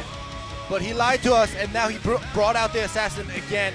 And if Kirill, probably the most experienced on Team Madness, if he loses to Yuntaeson's Assassin, that is also a big tilt. So we'll have to see what happens with this matchup right now. I don't imagine Madness really going after this. Maybe they just might forfeit after this if they do lose out to Yuntaeson, but sportsmanship has to be intact. And go on to set 4. Second series of singles will be coming up between Madness and GC Busan Blue to see whether Yuntaeson on the Assassin will begin to another win in his horrible record that he has rooted already. Scared on.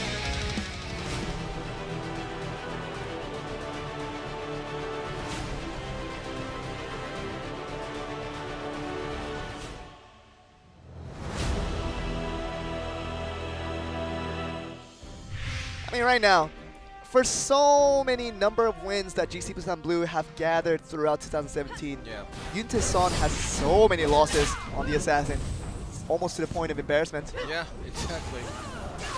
All right, Stealth is already used, and Kirill is doing a number on Yuntaeson. Better win. Yeah, I mean, if you don't win this one, I'm telling you.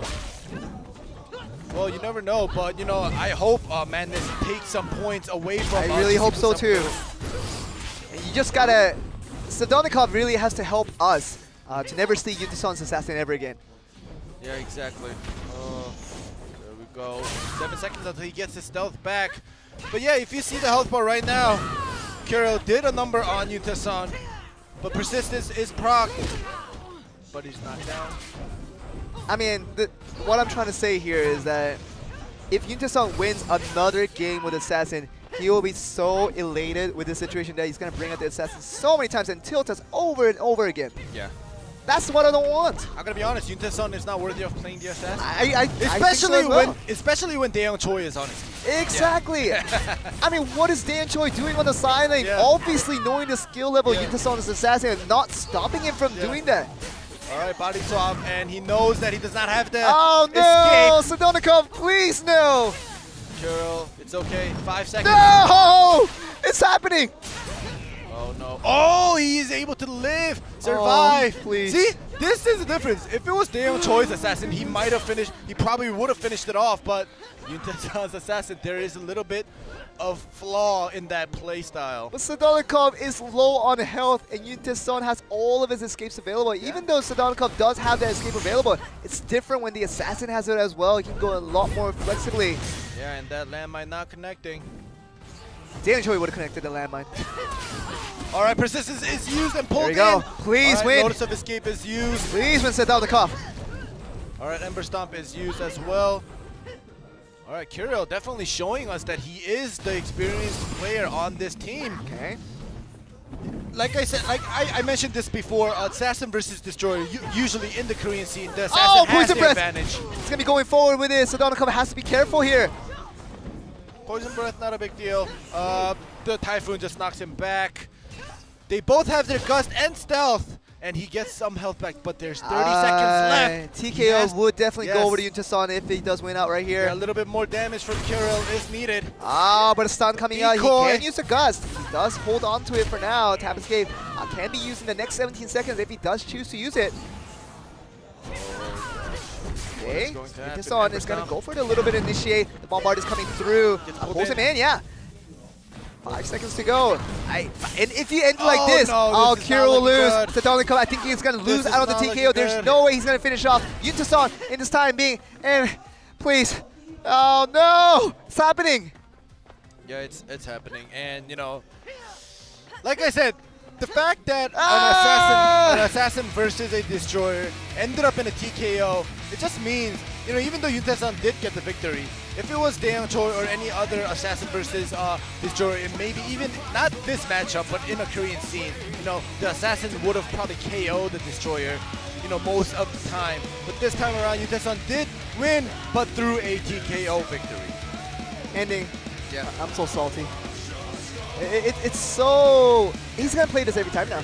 He's going to play the assassin every game from now on. And don't assume anything. And GC Busan Blue does get the win and is up 5-0. They're going to the last single of the series. Potentially the last match of the day. Could be the last match of the day because GC Busan Blue, if they win, it will be over. But somehow Madness pulls out the mentality, keeps strong, and wins this next game. They can still win this. It's still a possibility. It's 5-0, but if they win this next single, they'll get 1 point, and the next tag could get them 2 points. If they win again, that's 3 points. And last game 7 is another 3 points, which would give them 6-5 victory. Basically, if they have to win the rest of the matches that are left, which is 3 matches, 1 single and 2 tags. If Madness wants to take over the victory away from GC Busan Blue, and it is possible. And right now, you just saw Kirill, you know, giving Yuntaesan trouble. Even though Yuntaesan did win, he did win through a TKO damage difference. So, you know, there still is a possibility for Madness. And right now, we are getting ready for our set 5, potentially the last match. Gonna finish us off for GC Busan Blue. Daeyoung Choi looking for the finishing touch. He's gonna go up against Pinsop once again. These two guys have faced each other so many times throughout this series, and they're going for it again. Daeyoung Choi has been the victor every time they have gone through together, but just to kill yourself. He's one of the stronger guys in this team, and really putting out that constant damage. They rely on this guy to do that, but at this stage, when you're 5-0 down against GC Busan and knowing that you have to beat every single game in order to get a victory over GC Busan Blue in this series, there's a lot of pressure being put on Pilasov. That's one man can really decide it all for the actual results to come. Exactly, and as a Warlock, you should be able to pull out the burst damage, and let's hope that we are able to see a good match. And the music has changed. Let's get into our potentially the last match. Let's get it on.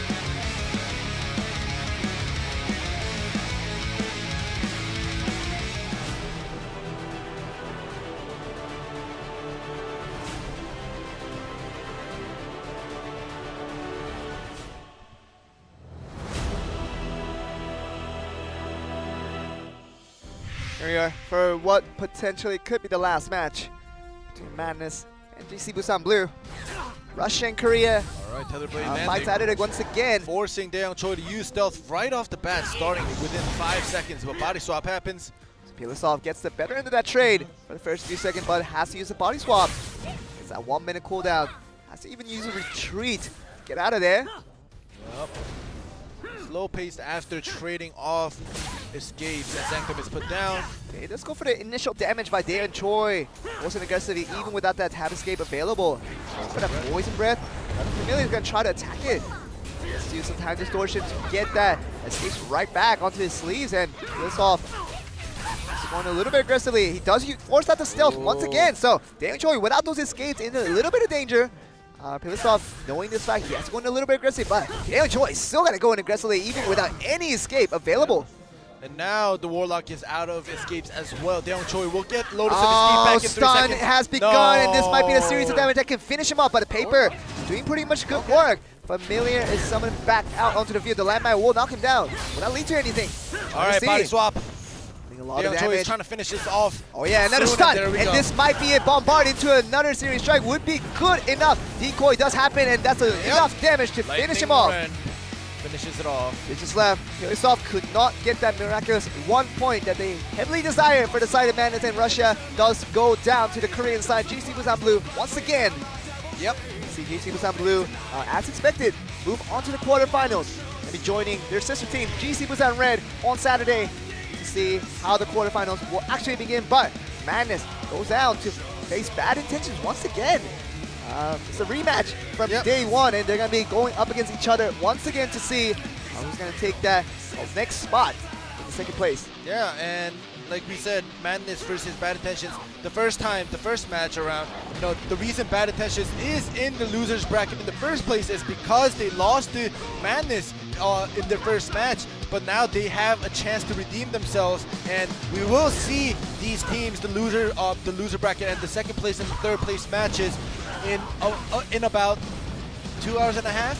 Yeah, 2 hours and 30 minutes. So about 1700 KST. So we're at 14:33 Korean Standard Time at this moment as we conclude the last match of part 1 of day 2.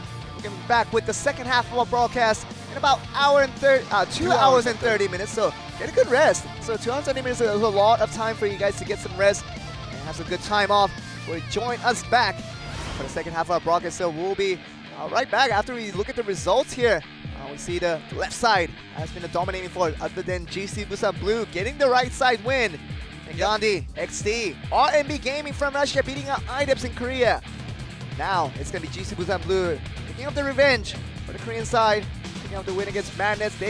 4 teams they have advanced to the quarterfinals, and we're going to be looking for 2 more teams to see who's they're going to be going to the quarterfinal. But we're going to be deciding that part by part starting tonight when we come back at 1700 Korean Standard Time to see the second place matches, and we'll decide on from there who will be those 2 teams heading on to the quarterfinals on Saturday. Yeah, so you just saw on the screen Taurus, Guardian, IDEPS, and Madness.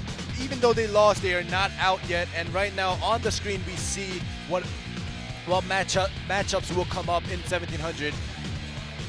All best out of 7s like usual, and this is gonna be the important part, where if you lose from this match, now you are really knocked out. This is your second chance. This is a chance to redeem yourself as a team, and let's hope, you know, all the teams that are you know, worthy of coming up be able to, you know, show their true potential and make it up to the second place. And we have 4 teams eliminated from day 1, but we will have 4 additional teams getting eliminated from day 2, with the 3rd place being confirmed from each of the group. We'll decide who will be knocked out, and we'll have 4 teams being announced as the games progress. We'll start back about 2 hours and 25 minutes now. Be back in 1700 Korean Standard Time for the part 2 of our broadcast. Thank you for joining us for part 1 of day 2. And Joel Sobi along with Andy Light will be right back after a short break. We'll be back to you, so stay tuned.